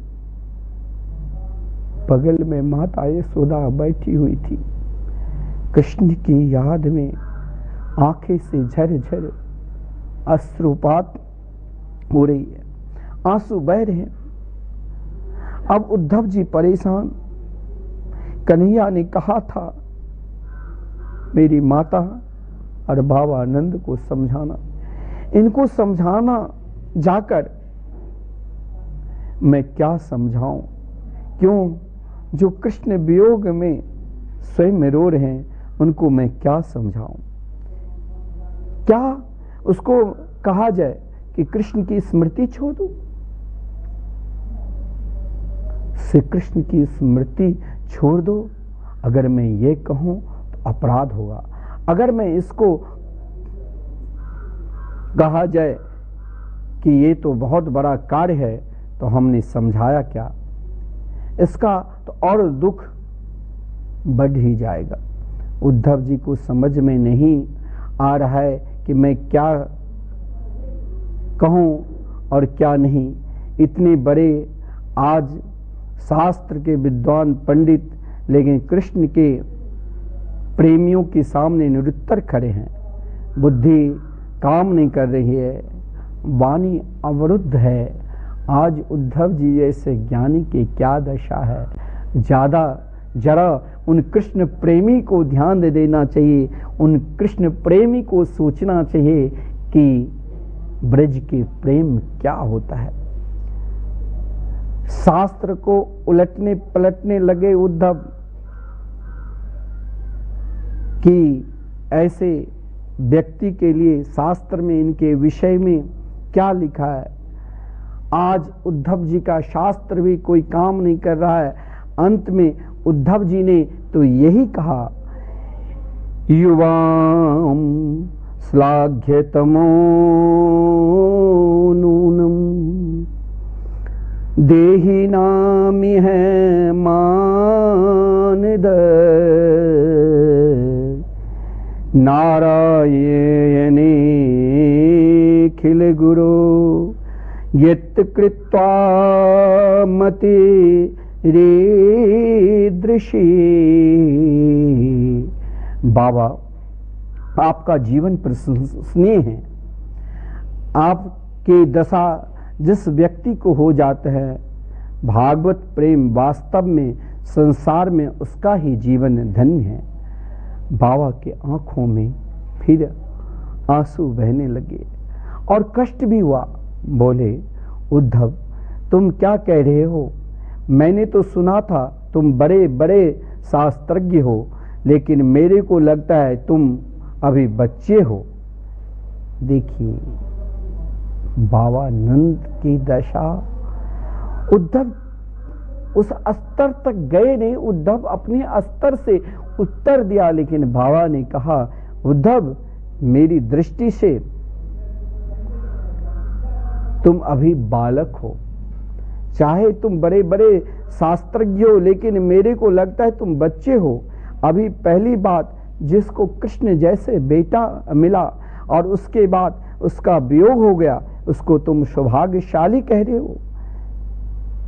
उसके जैसे दुर्भाग्यशाली और मेरे जैसे दुर्भाग्यशाली इस संसार में कौन होगा? उद्धव, अगर तुम दुर्भाग्यशाली मेरे को कहते तो समझ में आता कि तुम कुछ जानते हो, लेकिन तुम मुझे सौभाग्यशाली कह रहे हो। हे उद्धव, मुझसे अधिक दुर्भाग्यशाली इस संसार में और कौन होगा? कृष्ण जैसे पुत्र को प्राप्त कर उनसे अलग हो जाना, उनके वियोग में रोना, और तुम मुझे सौभाग्यशाली कहते हो। अब उद्धव जी करे तो करे क्या? उद्धव जी फिर अब अपना शास्त्र का थोड़ा सहारा लिया, वेदांत का आश्रय लिया। बोले, बाबा जिस लाला के लिए आप इतने व्याकुल हो, वो तो महाराज सबके हृदय में विराजमान है आत्मा रूप में। वास्तव में ना उनका जन्म होता है। यहाँ उद्धव जी उन श्री कृष्ण प्रेम में नहीं डूबे। यहाँ उद्धव जी मात्र केवल उन स्थिति में डूबे जो अपने ज्ञान को, अपने शास्त्र को सर्वोपरि बढ़ा रहे हैं। और उद्धव जी ने कहा, न उसका कोई माता है, न कोई पिता है, न कोई बांधु है, भाई है, न कोई मित्र है, ये सब एक व्यवहारिक है। उद्धव जी ने कहा, न माता न पिता तस्य न भार्या न सुतादय नात्म्यो न परश्चापि ना देहो जन्म एव च।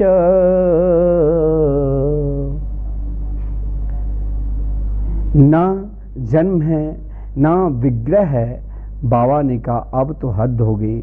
जिसको मैंने 11 वर्ष 52 दिन अपनी गोद में खिलाया, अपने हाथों से मैंने माखन खिलाया, जो मेरे आंखों के सामने अनेकों प्रकार की लीलाएं किया।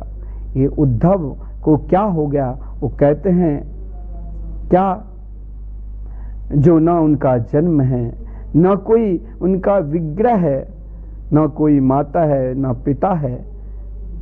अरे मैं जिसे अपना अंगुली पकड़ कर चलाया, जिसने कभी कभी छुप के माखन लेकर भागते थे, स्वयं मैंने पुकारा, उन गोपियों ने पुकारा, नीतम नीतम यदि नवनीतम, अगर तुम माखन लेकर जा रहे हो तो जाओ, लेकिन माखन से भी प्रिय है कन्हैया तुम्हारे ये चैनार बिंद है, तुम लौट जाओ, लौट जाओ। और यहाँ उद्धव जी क्या समझा रहे हैं कि इनका कोई है ही नहीं।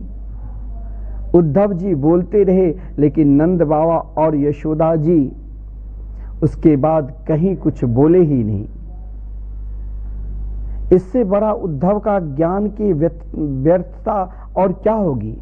महाराज शास्त्र के पंडित थे, लेकिन जैसे ही भागवत प्रेम ब्रजवासियों में जो था, वैसे उनके जीवन में था ही नहीं। इसलिए ब्रजवासियों के प्रेम समझ नहीं सकते हैं। ब्रजवासियों को कहना है कि उद्धव को ज्ञान गुदरी हो गया, यानी उद्धव का ज्ञान काम ही नहीं किया। केवल अभी उन गोपियों से भी नहीं मिला, केवल माता यशोदा आनंद बाबा उद्धव के ज्ञान काम नहीं कर रहे हैं। महाराज जो शास्त्र के ज्ञाता आज कृष्ण प्रेमी के पास निरुत्तर खड़े हैं, नंद बाबा और माता यशोदा जी उद्धव जी से बात ही करना छोड़ दिया, कृष्ण की याद करने लग गए। श्री वृंदावन बिहारी लाल की जय।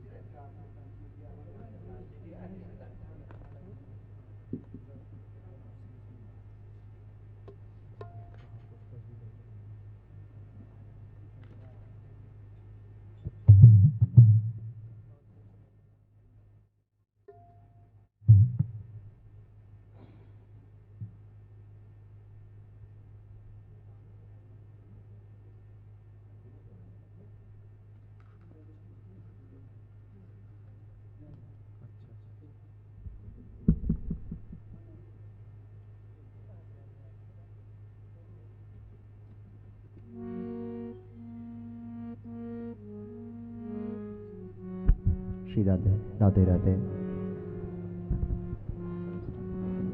श्री राधे राधे राधे।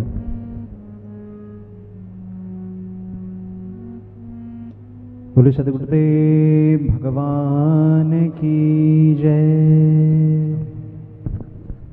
बहुत बहुत स्वागत है आप सभी वैष्णवों का, सभी धर्मानुरागी सज्जनों का, जो आज इस पावन कथा का, इस श्री कृष्ण कथा का, श्री वृंदावन धाम से श्रद्धा के माध्यम से इस कथा का लाभ ले रहे हैं। उन सभी वैष्णवों का सर्वप्रथम पूज्य सद्गुरुदेव भगवान की ओर से, मिथिला कुंज परिवार की ओर से हृदय की गहराइयों से बहुत बहुत स्वागत, बहुत बहुत अभिनंदन।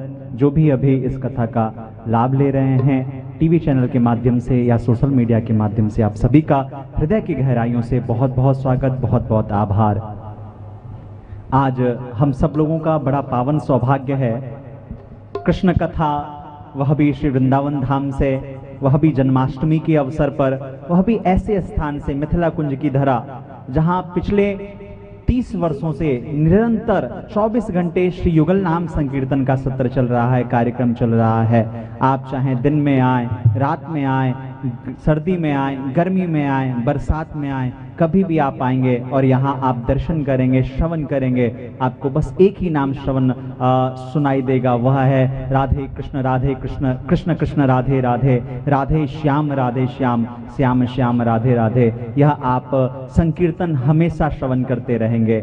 शास्त्रों में, वेदों में, पुराणों में कहा गया है कि मानव शरीर में, मानव जीवन में अनेक प्रकार की समस्याएं आती हैं, अनेक प्रकार की दिक्कतें हैं, लेकिन इन सभी परेशानियों को दूर करने का सिर्फ एकमात्र साधन है। वैसे तो अलग अलग डॉक्टर हैं, अलग अलग इलाज करते हैं, लेकिन एकमात्र साधन है। अगर आपको कुछ भी दिक्कतों को समझ में नहीं आ रहा है कैसे दूर करें, तो बस एक ही साधन है। श्रीमद् भागवत जी में लिखा है, नाम संकीर्तनम यस्य सर्व पाप प्रणाशनम प्रणामो दुख समनस्तम नमामि हरिम परम। जो व्यक्ति श्री युगल नाम का आश्रय लेता है, श्री भगवान नाम का आश्रय ले लेता है, उसे फिर किसी और चीज के आश्रय लेने की आवश्यकता नहीं पड़ती है। तो ऐसे स्थान से आप सब लोग कथा श्रवण कर रहे हैं, मैं आप सभी का बहुत बहुत अभिनंदन करता हूं, बहुत बहुत आभार प्रकट करता हूं। मैं निवेदन करूंगा, आप सब लोग जब भी ब्रज आए, वृंदावन आए, तो एक बार इस मिथिला कुंज की पावन धरा पे जरूर पधारें।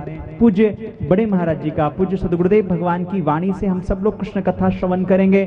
और कृष्ण कथा जो जीवन की व्यथा को नष्ट कर देती है, चाहे कैसी भी व्यथा क्यों ना हो, तो आप सब लोग मिथिला कुंज परिवार में अवश्य पधारें। मिथिला कुंज में आप सभी जुड़ सकते हैं, पूज्य महाराज श्री के श्रीमुख से कथा श्रवण कर सकते हैं। आप यहाँ आकर के मिथिला कुंज ट्रस्ट जो निरंतर यहाँ सेवा के कार्यों में सतत संलग्न है, प्रतीक वृंदावन जो मिथिला यानी मिथिला की पावन धरा पे स्थापित है, प्रतीक वृंदावन, जहाँ पिछले काफी समय से अन्न क्षेत्र का कार्यक्रम चल रहा है, आप वहाँ भी अपनी सेवा सहयोग प्रदान कर सकते हैं। और साथ ही अगर कोई भी अच्छा उत्सव है, जन्मदिन है, कोई वैवाहिक वर्षगांठ है या कुछ भी उत्सव है, तो आप अपने नाम गोत्र से एक दिन का यहाँ पे युगल नाम संकीर्तन करा सकते हैं। युगल नाम संकीर्तन मैं पुनः कह दूं आपको, कहते हैं कलयुग केवल नाम आधारा, सुमिर सुमिर नर उतर ही पारा। नाम भगवान का इतना बड़ा महत्व है कि आप किसी भी कामना से नाम का आश्रय ले लीजिए। आप विश्वास रखिए, आपकी चाहे ज्योतिषीय समस्या हो, चाहे वास्तु की समस्या हो, चाहे अन्य समस्या हो, भगवान नाम में इतना पावर है, इतनी ताकत है कि वो सभी समस्याओं को दूर कर देती है। तो आप अपने नाम गोत्र से यहाँ युगल नाम संकीर्तन का आश्रय ले सकते हैं। युगल नाम के साथ साथ एक दिन के युगल नाम की सेवा ज्यादा नहीं, केवल 1500 रुपए की है। और अभी पितृपक्ष आने वाला है, भाद्रपद चल रहा है, और एक महीने आप अपने पितरों की नाम से, अपने किसी शुभ कामना से अगर आप एक महीने की युगल नाम की सेवा कराना चाहें, तो उसकी सेवा राशि केवल और केवल 15,000 रुपए की है। साथ ही आप मिथिला कुंज के इस परिवार के ट्रस्ट के सदस्य बनना चाहें, तो उसकी सेवा राशि केवल 21,000 रुपए है। आप 21,000 रुपए जब प्रदान करते हैं तो आप यहाँ के सदस्य बन जाते हैं। फिर आपके नाम से नित्य यहाँ संकीर्तन होता है, नित्य एक रोटी यहाँ साधु संतों की सेवा में समर्पित होता है। और जब भी आप वर्ष में 1-2 दिन के लिए यहाँ आते हैं, तो यहाँ मिथिला कुंज में आपके आवास, निवास और प्रसाद की व्यवस्था जो है निःशुल्क रहती है, आप यहाँ निवास कर सकते हैं। तो मैं आप सबसे निवेदन करूंगा, इस पावन स्थान पे आप अवश्य पधारें। पूरे भारत में सिर्फ मिथिला कुंज में ही एक स्थान है जहां श्री हनुमान जी महाराज स्वयं सखी के रूप में विराजित होकर के श्री ठाकुर जी का स्मरण करते हैं। आप यहाँ आएंगे, यहाँ आप दर्शन करेंगे, श्री हनुमान जी का दर्शन करेंगे, युगल नाम संकीर्तन श्रवण करेंगे। और इस मिथिला कुंज प्रांगण के आप कहीं भी अगर थोड़ा सा भी कान लगा के श्रवण करेंगे ना, तो आपको हर जगह युगल नाम ही श्रवण करने का पुण्य फल मिलेगा। तो आप जरूर पधारें। और मैं तो निवेदन करूंगा, पूज्य महाराज श्री के पावन सानिध्य में आप सब लोग जुड़ सकते हैं। मिथिला कुंज के परिवार के सदस्य बनने के लिए आप सोशल मीडिया के माध्यम से भी जुड़ें। फेसबुक पे आप मिथिला कुंज पेज को लाइक करें, और यूट्यूब पे भी आप मिथिला कुंज नाम से आप चैनल देखेंगे, उसको आप सब्सक्राइब करेंगे, ताकि आपको नित्य पूज्य बड़े महाराज जी का, पूज्य छोटे महाराज जी का आपको भजन कीर्तन सत्संग श्रवण करने का अवसर मिलेगा। तो आप सोशल मीडिया से भी आप जुड़ सकते हैं। साथ ही आप यहाँ पे आप ऑनलाइन गूगल, फोन पे, पेटीएम आदि के माध्यम से भी आप अपना सहयोग प्रदान कर सकते हैं। मैं पुनः निवेदन कर दूं, युगल नाम संकीर्तन के माध्यम से आप सभी जुड़ सकते हैं, जिसकी सेवा राशि एक दिन नाम संकीर्तन की सेवा राशि ज्यादा नहीं, केवल 1500 रुपए की है। एक महीने की सेवा 15,000 रुपए की है। और मिथिला कुंज परिवार के सदस्य बनने की सेवा राशि 21,000 रुपए की है, जिसमें आप 21,000 रुपए प्रदान करके आप यहाँ की सदस्यता प्रमाण पत्र लेते हैं। साथ ही आपको ये नाम से यहाँ नित्य एक रोटी की सेवा होती है, संतों की सेवा होती है, साधुओं की सेवा होती है। तो आप उसमें भी जुड़ सकते हैं। आप किस प्रकार से जुड़ सकते हैं? जुड़ने के लिए आप कोई बहुत ज्यादा दूर नहीं है, बस एक फोन कॉल दूर है। आप अपना मोबाइल उठाएं, आपके टेलीविजन स्क्रीन पे जो नंबर लगातार संस्थान के फ्लैश हो रहे हैं वहां संपर्क करें। यहाँ के कार्यालय के अधिकारी पदाधिकारी आपसे चर्चा करेंगे, आपको पूरी जानकारी प्रदान करेंगे। आप जुड़ेंगे, चर्चा करेंगे, और उसके पश्चात जो है आप यहाँ जुड़ सकते हैं। साथ ही आप जब अपनी सेवा राशि यहाँ प्रदान कर देंगे तो आपके नामों की घोषणा होगी। साथ ही भारतीय आयकर अधिनियम 80G के तहत आपको छूट लाभ भी मिलेगा। तो आप सब लोग जुड़ें। वैसे तो बस एक भाव है कि इस स्थान से आप जुड़ें, महाराष्ट्र की कथा को श्रवण करें, लेकिन क्योंकि यहाँ ये उत्सव चल रहा है, नाम संकीर्तन महोत्सव चल रहा है, अन्य क्षेत्र सेवा चल रहा है, तो मुझे लगा कि मैं आप सबको एक बार जरूर अवगत कराऊं, ताकि आपके मन में भाव हो तो आप जुड़ सकते हैं। अवश्य जुड़ें। इसी के साथ अपनी वाणी को विराम करते हुए पूज्य महाराष्ट्र के श्री चरणों में प्रणाम करते हुए, मैं पूज्य महाराष्ट्र के श्री चरणों में निवेदन वंदन अभिनंदन करते हुए, प्रणाम करते हुए, आज उनके श्रीमुख से हम सब लोग श्री कृष्ण कथा, श्री ठाकुर जी की कथा का आश्रय लेंगे, उनकी कथा को श्रवण करेंगे। कृष्ण कथा जो जीवन की सभी व्यथाओं को नष्ट कर देगी, कृष्ण कथा जो आपकी सारी कामनाओं को पूर्ण करेगी। और भगवान कृष्ण तो जीवन के सभी कल्मशों को नष्ट करते हैं, और कृष्ण कथा कल्प वृक्ष के समान माना गया है। कल्प वृक्ष यानी कोई भी कामना हो, आप उस कामना से कथा श्रवण करें, आपकी कामना अवश्य पूरी होती है। मैं फिर से निवेदन कर दूं, आप बस एक मोबाइल फोन कॉल दूर हैं, नंबर संस्थान के आपके टेलीविजन स्क्रीन पे फ्लैश हो रहे हैं, वहां आप संपर्क करें, आपको सारी जानकारी होगी, आप जुड़ पाएंगे। कथा कराने के लिए भी, मिथिला कुंज में सदस्य बनने के लिए भी, नाम संकीर्तन में अपना सहयोग प्रदान करने के लिए भी। इसी के साथ वाणी को विराम। एक बार सब लोग प्यार से मुस्कुरा के बोले राधे राधे। स्वभावतोपास्त समस्त दोषम अशेष कल्याण गुणैकराशि विहांगिनम ब्रह्म परम वरेण्यम ध्यायेम कृष्णम कमलेक्षणम हरिम अंगे तु वामे वृषभानुजाम्बुदा विराजमानां अनुरूप सौभगां सखी सहस्रैः परिसेवितां सदा स्मरेम देवीं सकलेष्टकामदां। गोविंद जय जय गोपाल जय जय गोविंद जय जय गोपाल जय जय श्री राधा रमण हरि गोविंद जय जय राधा रमण हरि गोविंद जय जय गोविंद जय जय गोपाल जय जय गोविंद जय जय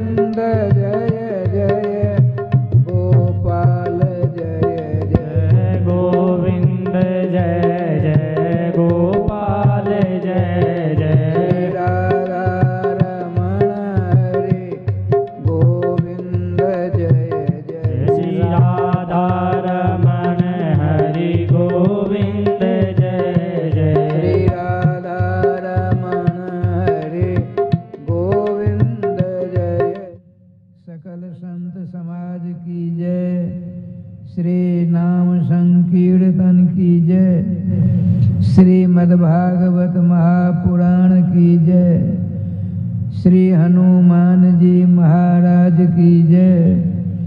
जय जय श्री राधे श्याम नाम महाराज की जय। जय जय श्री राधे श्याम नाम महाराज की जय। जय श्री राधे। श्रद्धेय भगवत चरणानुरागी श्रोतृवृंद, हमको, आपको और सबों को सर्वप्रथम चारों युगों के वैष्णवाचार्यों के चरणों की धूलि को अपने मस्तक पर धारण करते हुए समस्त वैष्णवों के चरणों की रज को अपने शीश पर धारण करते हुए अपने अपने इष्ट श्री राम कृष्ण के मंगलमय, मधुमय, आनंदमय तथा रसमय नाम को अपने गले का हार बनाते हुए श्रीमद् भागवतामृत का रसास्वादन करने का सफल प्रयास करना चाहिए। जय श्री राधे। श्रीमद् भागवत महापुराण में कोई ऐसा विषय नहीं है जिसको भगवान श्री वेदव्यास जी ने अछूता छोड़ा है।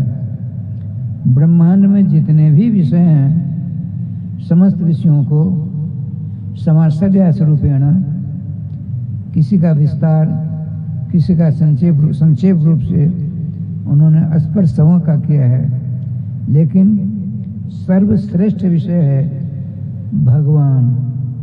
भगवान विषय है, विषयी जीव माना गया है। विषय भगवान, उसका जो ग्रहण करे, उसका जो सेवन करे, उसी पर अपनी दृष्टि लगाए रखे, उसका नाम है विषयी। अब विषय भगवान, एक होता है साधक, एक होता है साध्य। साधक जीव मात्र हैं और साध्य एकमात्र भगवान है। एक होता है तत्व, एक होता है तत्वज्ञ। तत्व भगवान सर्वेश्वर श्री कृष्ण हैं, उनका जो सामर्थ्य न जानकार रखते हैं उनको कहते हैं तत्वज्ञ। भगवान ही समस्त प्राणियों के लिए एकमात्र विषय होना चाहिए। यदि अपने लक्ष्य को त्याग दिया तो पथ भ्रष्ट माना जाता है। अतः हमको, आपको, सबों को, समस्त श्रोता समाज को, समस्त मानवों के लिए एकमात्र ध्येय ज्ञेय पदार्थ यदि है कोई ब्रह्मांड में तो श्री कृष्ण ही हैं। आदि वल्लभाचार्य ने कहा है अपने अंतःकरण प्रबोध नामक ग्रंथ में कि अंतःकरण मद्वाक्यम सावधानतया शृणु कृष्णात् परम नास्ति तत्वम वस्तु दोष विवर्जितम। ब्रह्मांड में जितने भी तत्व हैं उनमें हे तत्व छिपे रहते हैं, अर्थात अवगुण मिलित हैं, मिले हुए हैं। लेकिन भगवान श्री कृष्ण तत्व जो है उसमें किसी प्रकार का हे पदार्थ का की गंध है ही नहीं। आचार्य निम्बार्क भी कहते हैं स्वभावतोपास्त समस्त दोषम अशेष कल्याण गुणिकराशिम। जो भगवान श्री कृष्ण समस्त अवगुणों से रहित हैं और समस्त शुभ गुण गणों के समुद्र हैं, खान हैं, आकर हैं। अतः हम समस्त साधकों को एकमात्र ध्येय ज्ञेय तत्व विषय भगवान श्री कृष्ण, उन्हीं के ऊपर टकटकाए रखना चाहिए। जैसे चातक रायश्याम जी स्वाति की बूंद की ओर दृष्टि लगाए रहता है। बताते हैं वो स्वामी तुलसीदास जी ने कहा गंगा जल बड़ा पवित्र माना गया है। गंगा जी के विषय में तो यहाँ तक प्राप्त होता है गम धन का है। गम उच्चारण नो गम यदि विष्णु पदम जैसा गंगा, गम किसी ने उच्चारण किया उसका शरीर पूरा हो गया। अगला जो गा है भगवान सर्वेश्वर श्याम सुंदर के पास पहुंचा ही देता है। एक जगह यहाँ भी आया है राधे राधे। दृष्टा जन्म शतम पापम पाता जन्म शतद्वयम स्नाता जन्म सहस्राणी हंति गंगम न संशय। गंगा जल को किसी ने देखा, उसके 100 जन्म के पाप दूर हो गए। अब किसी ने 1 ग्राम जल पान कर लिया, गंगा जल का पान किया, उसके 200 जन्म के पाप दूर हो गए। राधे श्याम। किसी ने गंगा जल में स्नान करने का परम सौभाग्य प्राप्त किया, तो बताते हैं उसके सहस्रों जन्मों के पाप सदा के लिए दूर हो जाते हैं। अरे मैथिल कुल कमल दिवाकर कवि सम्राट पंडित प्रवर श्री कालिदास जी ने यहाँ तक वर्णन कर दिया है, इदम ही गांगम त्यजता मिहांगम यदि वापि चांगम तो करे रथांगम सैने भुजंगम याने विहंगम चरने से गांगम। यदि किसी का शरीर छूटा गंगा जी के तट पर, अर्थात कोई गंगा किनारे मरता है, तो उसको पुनर्जन्म नहीं होता है, उसको शरीर दोबारा नहीं मिलता है। यदि शरीर मिल गया तो कैसा होता है, चतुर्भुजी हो जाता है।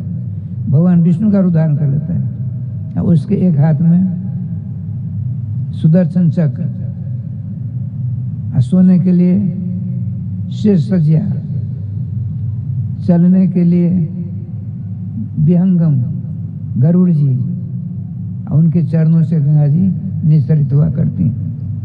कहने का तात्पर्य है, गंगा जी के जल के समान परम पवित्रतम भगवान सर्वेश्वर श्याम सुंदर के जसामृत हैं। उसका जो श्रवण करता है, श्रवण करता करता करता करता वह अमरत्व को प्राप्त हो जाता है। अच्छा, परम पावन कृष्णाष्टमी का महामहोत्सव आने वाला है, तो मैं उसी पर 2-3 दिनों तक राधे राधे करूंगा। श्री जी का विधान देखिए, 10वें स्कंध में वर्णन प्राप्त होता है। मंगलाचरण 3 प्रकार के होते हैं, ग्रंथादो ग्रंथ मध्य ग्रंथांते च मंगलाचरण कर्तव्यम। ग्रंथ के प्रारंभ में, ग्रंथ के मध्य में, ग्रंथ के आखिर अवसान में मंगलाचरण हमको आपको करना चाहिए। राधे श्याम। श्री वृंदावन बिहारी लाल की जय। ग्रंथ के प्रारंभ में मंगलाचरण किया जाता है आशीर्वादात्मक, अपने इष्ट को नमस्कारात्मक, ताकि निर्विघ्न पूर्वक हमारा ग्रंथ परिसमाप्ति को प्राप्त हो जाए। मध्य में जो मंगलाचरण किया जाता है वस्तु निर्देशात्मक, यहाँ से यहाँ तक हमने ऐसे ऐसे वस्तुओं का निर्देशन किया है, इसके बाद ये करने जा रहे हैं, तो मध्य में मंगलाचरण। और अंत में जो मंगलाचरण किया जाता है समझिए आशीर्वादात्मक। 3 प्रकार के मंगलाचरणात्मक इस ग्रंथ का जो अध्ययन करेगा, पाठ करेगा, श्रवण करेगा, उसका कल्याण ही कल्याण होगा, इसमें 2 राय नहीं है। इसलिए मंगलाचरण करना चाहिए। भगवान वेदव्यास जी एक ओंकारात्मक वेद को व्यास किया, विवृत किया, विस्तार किया। एक ओंकारात्मक को 1 लाख मंत्रात्मक रूप प्रदान कर दिए, 4 भेद में विभाजित किए, ऋग्वेद, यजुर्वेद, अथर्ववेद और सामवेद। सर्वप्रथम मंगलाचरण क्या है, ईशावास्यमिदं सर्वं यत्किंच जगत्याम जगत तेन त्यक्तेन भुंजीथा मां गृधः कशसिद्धनम। ये मंगलाचरण वेदों का है। उसके बाद उन्होंने प्रतिबंधित कर दिया, त्रेन श्रुतुचा, ब्राह्मण क्षत्रिय वैश्य को ही वेदों के मंत्रों का उच्चारण करने का अधिकार होगा। उसमें भी एक पुछला जोड़ दिया, एक फुलझड़ी छोड़ दी। क्या? त्रिकाल संध्या वंदन से युक्त जो होगा वही वेदों के मंत्रों का उच्चारण कर सकता है, अन्यथा असंभव। वर्तमान में त्रिकाल, प्रातःकाल, मध्याकाल, सायंकाल संध्या वंदन करने वाले मेरी दृष्टि में 1 करोड़ 1 अरब 38 करोड़ भारत में जनसंख्या बताई जा रही है। इनमें से 1000 भी नहीं मिलेंगे, कहीं मैं ज़्यादा न कर दिया हो, जो त्रिकाल संध्या वंदन करने वाले हों।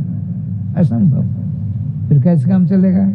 यहाँ ऐसा भी वर्णन आया है, जो ब्राह्मण त्रिकाल संध्या वंदन से 3 दिन रहित हो गया, अर्थात 3 दिनों तक जिस ब्राह्मण ने संध्या वंदन त्रिकालिक नहीं किया, वो व्रत हो गया, उसका जनेऊ संस्कार पुनः होना चाहिए। किसी से होता है?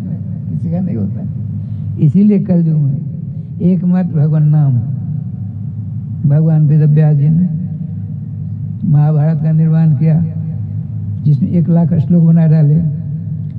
वेदों में जिस अधिकार नहीं, महाभारत में 100 का अधिकार, 100 के लिए अधिकार है महाभारत में, लेकिन महासमुद्र जैसा कर रहा है, 1 लाख श्लोक है। तो आपने सोचा क्या किया जाए, तो छोटे छोटे पुराणों का निर्माण किया, 17 पुराण बना डाले। इन 17 पुराणों के श्लोकों की संख्या 3,82,000 हो गए। फिर भी वेदव्यास को शांति नहीं मिल रही है, क्या किया जाए? आप नाम का जाप करना प्रारंभ कर देते हैं। भगवान वेदव्यास जी निम्बार्क संप्रदाय के कारण भगवान वेदव्यास जी ने इनको मंत्र दिया हुआ है।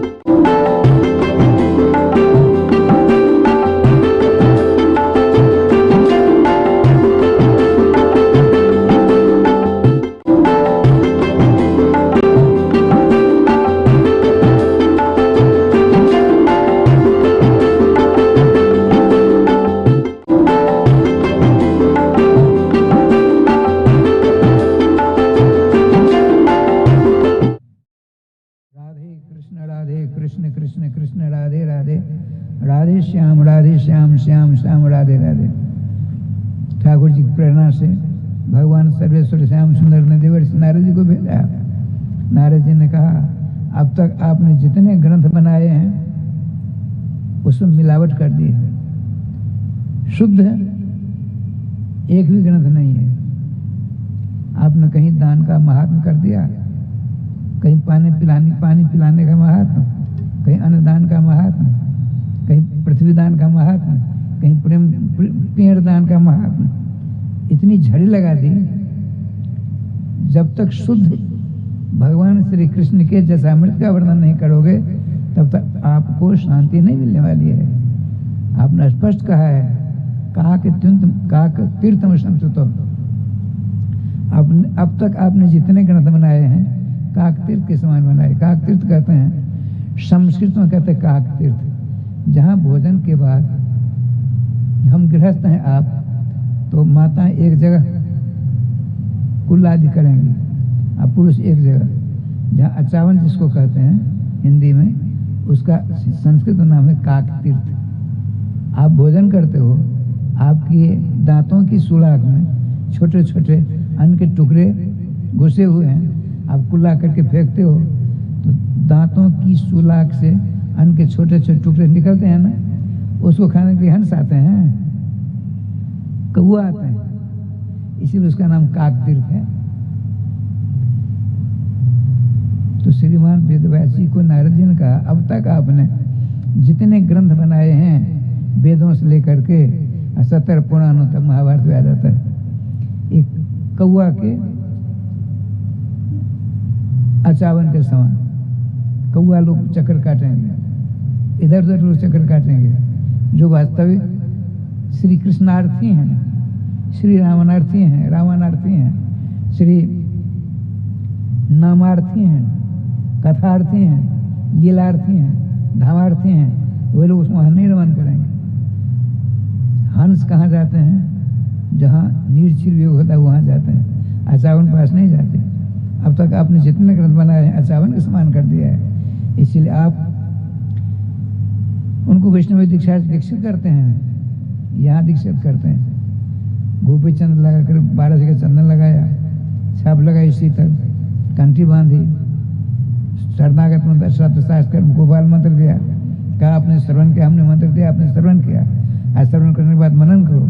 श्रवणम मननम निधिध्यासनम, निधिध्यासन कहते हैं मंत्र प्रतिपाद्य जुगल किशोर के साकार दर्शन आपको प्राप्त हो जाएंगे। समय लगेगा तो बताते हैं। उस अवस्था में आप समाधित हो जाओगे। समाधि अवस्था में जुगल सरकार की दिव्य झांकी के दर्शन, उनकी समस्त लीलाओं के दर्शन, वो लीलाएं जिस स्थान पर जिस धाम में होती है लीलाएं, उनके दर्शन आप प्राप्त कर लोगे।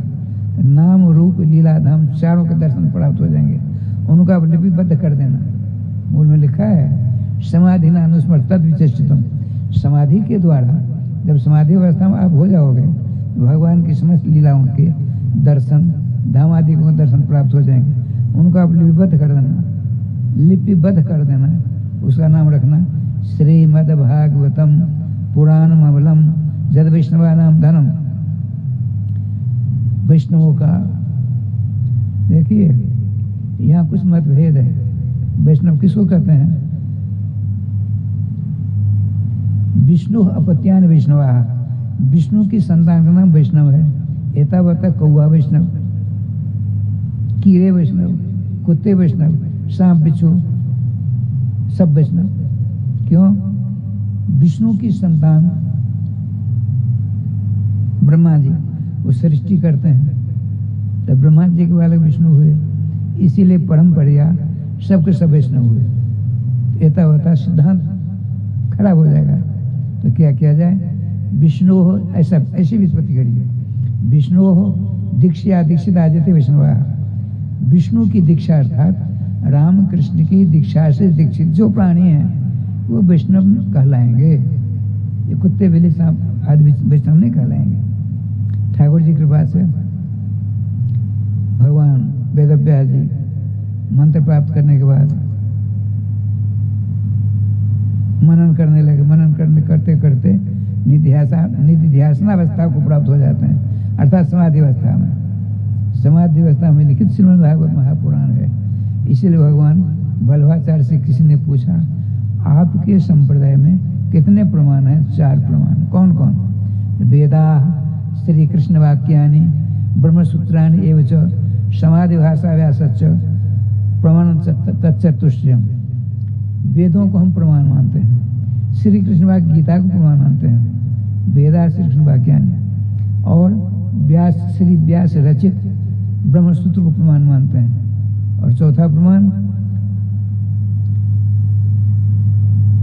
समाधि भाषा व्यास। समाधि अवस्था में भगवान वेदव्यास जी ने जिस ग्रंथ का प्रणयन किया, निर्माण किया, रचना की, वह श्रीमद् भागवत है। इसको भी हम प्रमाण मानते हैं। कहने का तात्पर्य समस्त प्रमाणों से युक्त श्रीमद् भागवत महापुराण की शरण जो जीव लेता है, भगवान सर्वेश्वर की शरण के समान प्राप्त होता है। भगवान श्री कृष्ण ही श्रीमद् भागवत बनते हैं। लिखा है स्कंद पुराण में, तीन वांग्मयी मूर्ति प्रत्यक्षा वर्तते हरे। भगवान श्री कृष्ण ने परीक्षित जी को वाणी के द्वारा शाप दिया गया था। उस शाप से छुटकारा किसी भी अस्त्र शस्त्र से संभव नहीं है।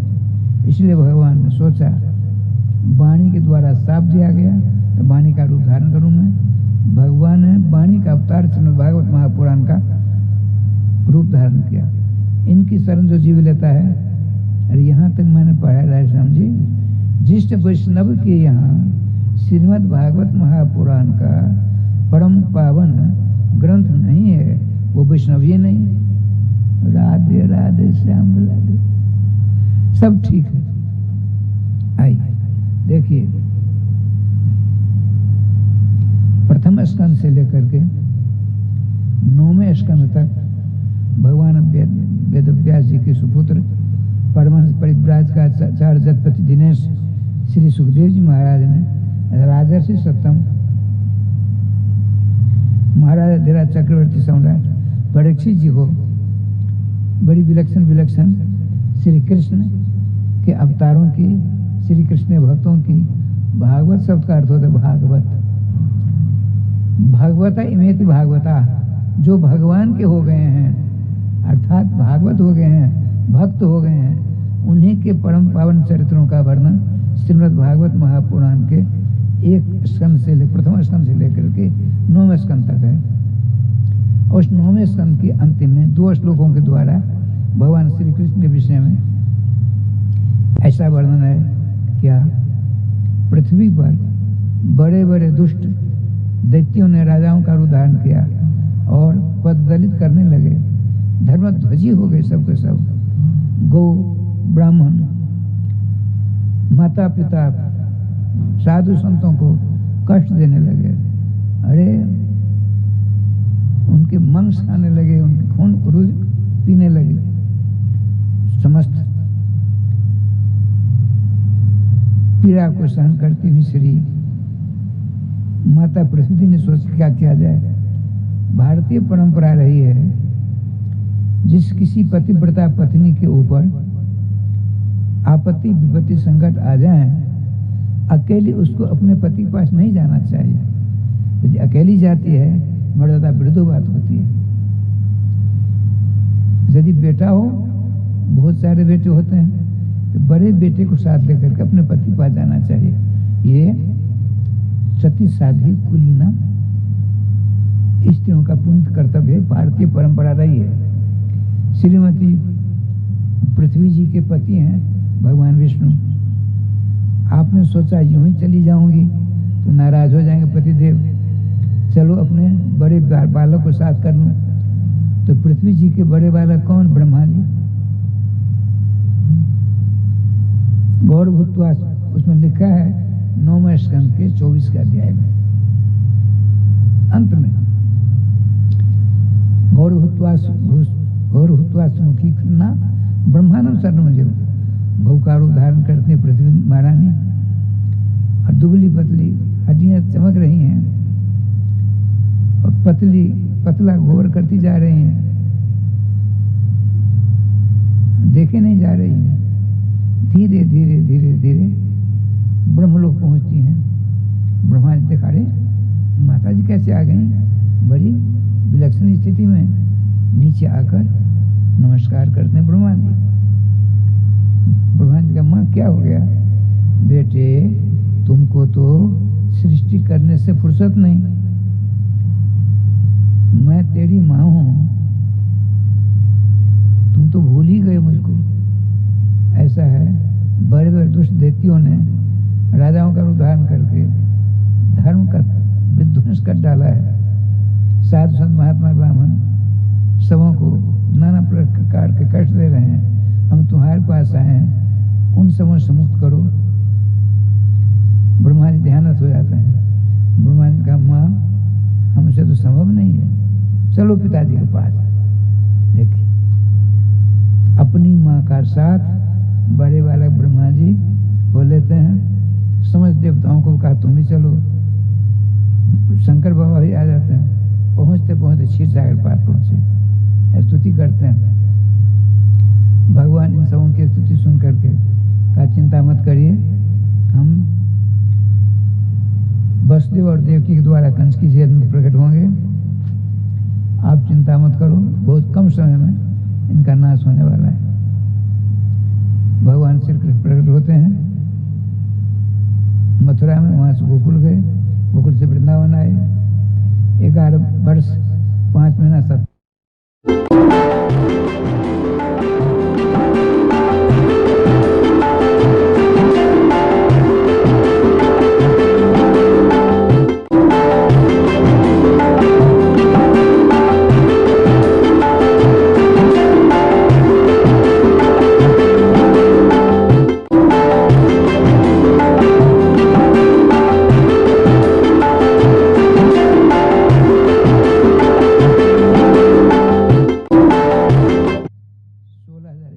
पटरानियां हुई, सबों में 10-10 लड़के, एक लड़कियां हुई। ठाकुर जी की कृपा से अधर्म का विनाश करके धर्म की स्थापना कर 125 वर्ष की अवस्था में आप अपने दिव्य धाम को चले गए। ऐसा कहकर 9वें स्कंद की परिपूर्ति होती है। भगवान श्री सुखदेव जी ध्यानस्थ होने लगते हैं।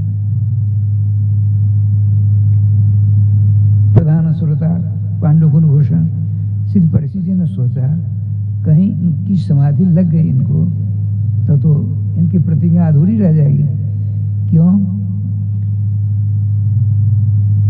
सांप लगा था, सांप से अपने आप को सुरक्षित रखने के लिए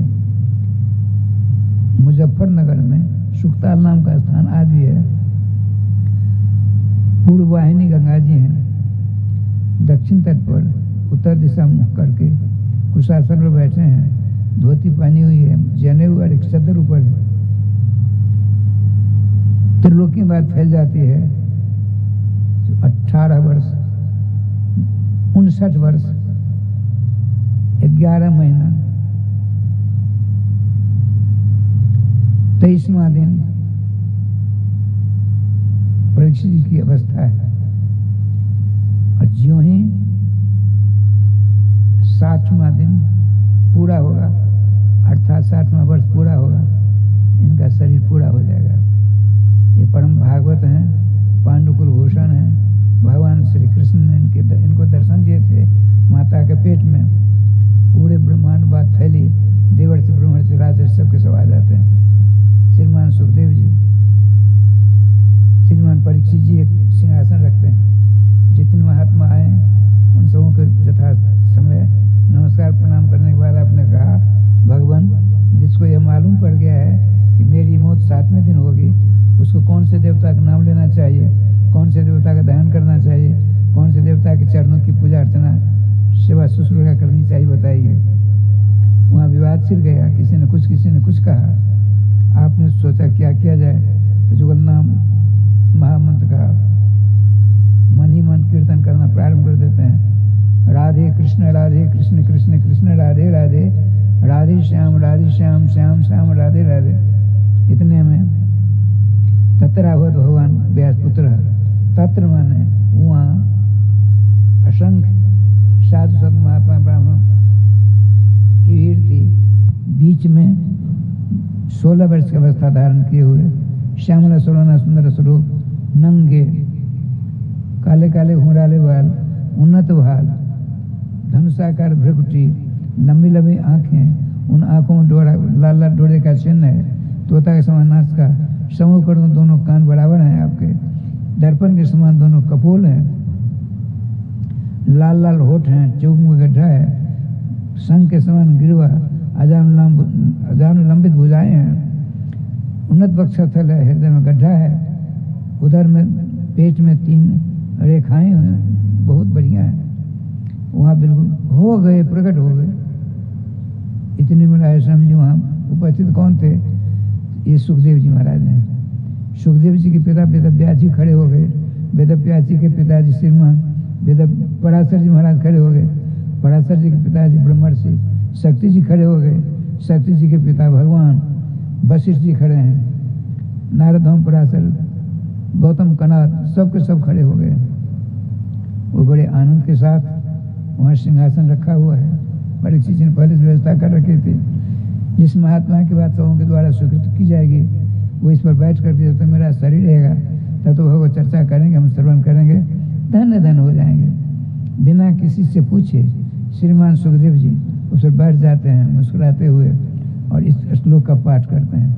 निगम कल्पतरोर्गलितं फलं सुख मुखाद मृत द्रव संयुतम पिबतो भागवतम रसमालयम मोरहो रसिका भुवि भावुका। इस प्रकार से मंत्रोच्चारण पूर्वक सिंहासन पर बैठ जाते हैं। इनको बैठे देख जितने खड़े थे सबके सब बैठ जाते हैं। श्रीमान परीक्षित जी ने इनके चरणों में नमस्कार किया। कहा भगवान हमने इन समस्त त्रिकालज्ञ जगतवंद्य संतों के चरणों में विनीत भाव से प्रार्थना की। जिस किसी को यह मालूम पड़ गया है कि मेरी मौत 7वें दिन होगी, उसको कौन से देवता का नाम लेना चाहिए, कौन से देवता का ध्यान करना चाहिए, कौन से देवता के चरणों की पूजा अर्चना आदि करनी चाहिए, बताने का कष्ट करें, या इसके बाद यदि कोई और बात हो तो बताइए। लेकिन हमको अनधिकार समझ करके, अनधिकृत समझ करके इन लोगों इन संतों ने मेरी प्रार्थना का समाधान नहीं किया। वही प्रार्थना आपके चरणों में कर रहा हूँ। भगवान बताइए, जिसको मालूम पड़ गया कि मैं 7वें दिन मरूंगा, उसको किसकी अर्चना करनी चाहिए, उसको किसके नाम का जाप करना चाहिए, उसको किसके कौन से रूप का धारण करना चाहिए, या कुछ विपर्जय कोई दूसरी बात हो तो बताएं। श्रीमान सुखदेव जी 12 वर्षों तक अपनी माँ श्रीमती वैष्णवी देवी के पेट में थे। व्यास जी की पत्नी का नाम वैष्णवी देवी। उसके बाद निकलते हैं तो 2.5 महीनों तक कंदरा में जाकर हम ब्रह्मास्त्र में रट लगाते हैं, किंतु श्रीमद् भागवत के श्लोकों को श्रवण कर वहाँ से आकर वेद व्यास जी के पास श्रीमद् भागवत महापुराण पढ़ते हैं। 90 दिनों तो पढ़े, 3 महीने लगे पढ़ने में। उसके बाद पिताजी से कहा गुरु दक्षिणा हम क्या दें, तो पिताजी ने कहा तुम मेरे पास रही गुरु दक्षिणा। उन्होंने कहा पिताजी आपकी बात असत नहीं होगी, मैं रह नहीं सकता। तो आपने अपनी छाया को छाया सु बना करके कहा ये आपके पास में रहेगा, हम तो जाते हैं। जब मेरे समान जिस दिन श्रोता मिलेगा उसी दिन मैं बोलूँगा, अन्यथा बोलूँगा ही नहीं। तो 12 वर्ष 5.5 महीना की अवस्था में मौन धारण करते हैं और श्रोता ढूंढ रहे हैं। श्रोता माने श्री सुखदेव जी कृष्णार्थी हैं। कृष्ण एवं अर्थात जैसे असो कृष्णार्थी, हमको कृष्ण से और कुछ नहीं चाहिए। जैसे विद्यार्थी विद्याया अर्थी विद्यार्थी, विद्या ही हमको चाहिए और कुछ नहीं चाहिए। उसी प्रकार से कृष्णार्थी की उत्पत्ति होती है। कृष्ण एवं अर्थात जैसे असो कृष्णार्थी, श्रीमान सुखदेव जी को कृष्ण ही कृष्ण चाहिए। तो कृष्ण ही को प्राप्त करने वाला कोई श्रोता यदि हमको मिलेगा तो मैं बोलूँगा, न था बोलूँगा ही नहीं। इधर परीक्षित जी को साफ लग गया है कि 7वें दिन तक्षक बन करके वही मरा हुआ सांप काट खाएगा, और घबराए हुए गंगा जी के तट पर आ गए हैं। वहाँ पहुँचते हैं, ये कृष्णार्थी परीक्षित है, कृष्णार्थी मैं, दोनों बहुत बढ़िया घोटा छानी होगी। मैं कथा कहूँगा, वो सुनेगा और उसको दिव्य गति प्राप्त कराऊंगा। श्रीमान सुखदेव पहुँच जाते हैं।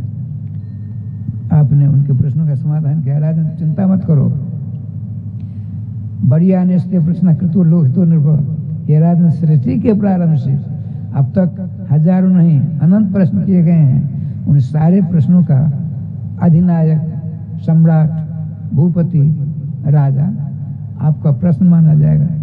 आपको अपनी चिंता है नहीं। ब्राह्मण के बालक श्रृंगी ऋषि ने आपको शाप दिया हुआ है। ब्राह्मण का शाप दुर्निवार होता है, किसी प्रकार से ब्राह्मण का शाप टाला नहीं जा सकता। ब्राह्मण के शाप को अमोघ कहते हैं। अमोघ शब्द का अर्थ होता है, व्याकरण कहता है न हन्यते भोगम बिना जैसा अमोघ, जिसका नाश बिना भोग से होता ही नहीं उसका नाम अमोघ कहते हैं। मैं प्रतिज्ञा करता हूँ परीक्षित चिंता मत करो, 7वें दिन तुमको कथा अमृत का रसास्वादन कराता कराता मैं तुमको सखी का रूप प्रदान कर दूंगा, हाथ में चमड़ दूंगा। और जुगल सरकार के नित्य मोहन महल में जुगल सरकार विराजमान रहेंगे सिंहासन, उनके पीछे तुम खड़ी होकर के चमड़ सेवा करना, ये मैं प्रतिज्ञा करता हूँ। लेकिन तुमको भी सावधानी बरतनी पड़ेगी। क्या? मन को एकाग्र करके अपने दोनों कानों को दोना बनाकर भागवतामृत का पान करना, अपने जीवा से राधे कृष्ण कृष्ण कृष्ण राधे राधे, राधे श्याम श्याम श्याम राधे राधे नाम का हमेशा मन ही मन उच्चारण करो। श्रीमान परीक्षित जी को याद है 10वां स्कंद प्रारंभ हो रहा है, उधर आप 9वां स्कंद समाप्ति करने के बाद ध्यानस्थ हो गए। श्रीमान परीक्षित जी ने सोचा कहीं इनकी ध्यान दशा जबरदस्त है, यदि ये ध्यान में रम गए तो इन्होंने जो प्रतिज्ञा की है मुझको 7वें दिन सखी का रूप प्रदान करके हाथ में चमड़ देकर जुगल सरकार के मोहन महल में भेजेंगे हमको, ये इनसे संभव नहीं हो पाएगी। इसलिए आपने क्या किया, तुरंत आपके चरणों का स्पर्श किया।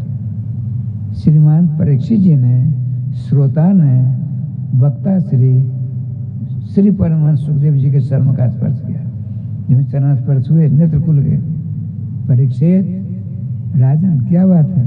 भगवान अब तक आपने कथितो वंश विस्तारो भवता सोम सूर्यो हो राज्ञाम शोभ वंश्यानाम सरितम परमाद्भुतम, आपने अब तक बहुत से बड़े बड़े प्रतापी राजाओं के वंश परंपरा, वीरता, भक्ति, नाना प्रकार की कथाओं का वर्णन कर सुनाया। लेकिन जदोश्च धर्मशील सन्निधना मुनि सत्तम, परम धर्मात्मा जिनका स्वभाव ही है धर्म करना, धर्म एव कर्तुम शील ससो धर्मशीला। धर्मशील श्री जदू जी महाराज के वंश में भगवान श्री विष्णु के अंश अवतार धारण करने वाले श्री कृष्ण के चरित्र सुनाने का कष्टकर है। यहाँ शंका होती है, जस पाद रस प्रसाद कोट विष्णु प्रजाए थे, जिन भगवान श्री कृष्ण के चरणों की धूलि का स्पर्श से करोड़ों विष्णु प्रकट होते हैं। यहाँ श्री परीक्षित जी कहते हैं विष्णु और वीरजान संसना, विष्णु के वीर से अवतार धारण करने वाले श्री कृष्ण चरित्र हमको सुनावे तो वचन व्याघात हो जाएगा। बताते हैं जिन श्री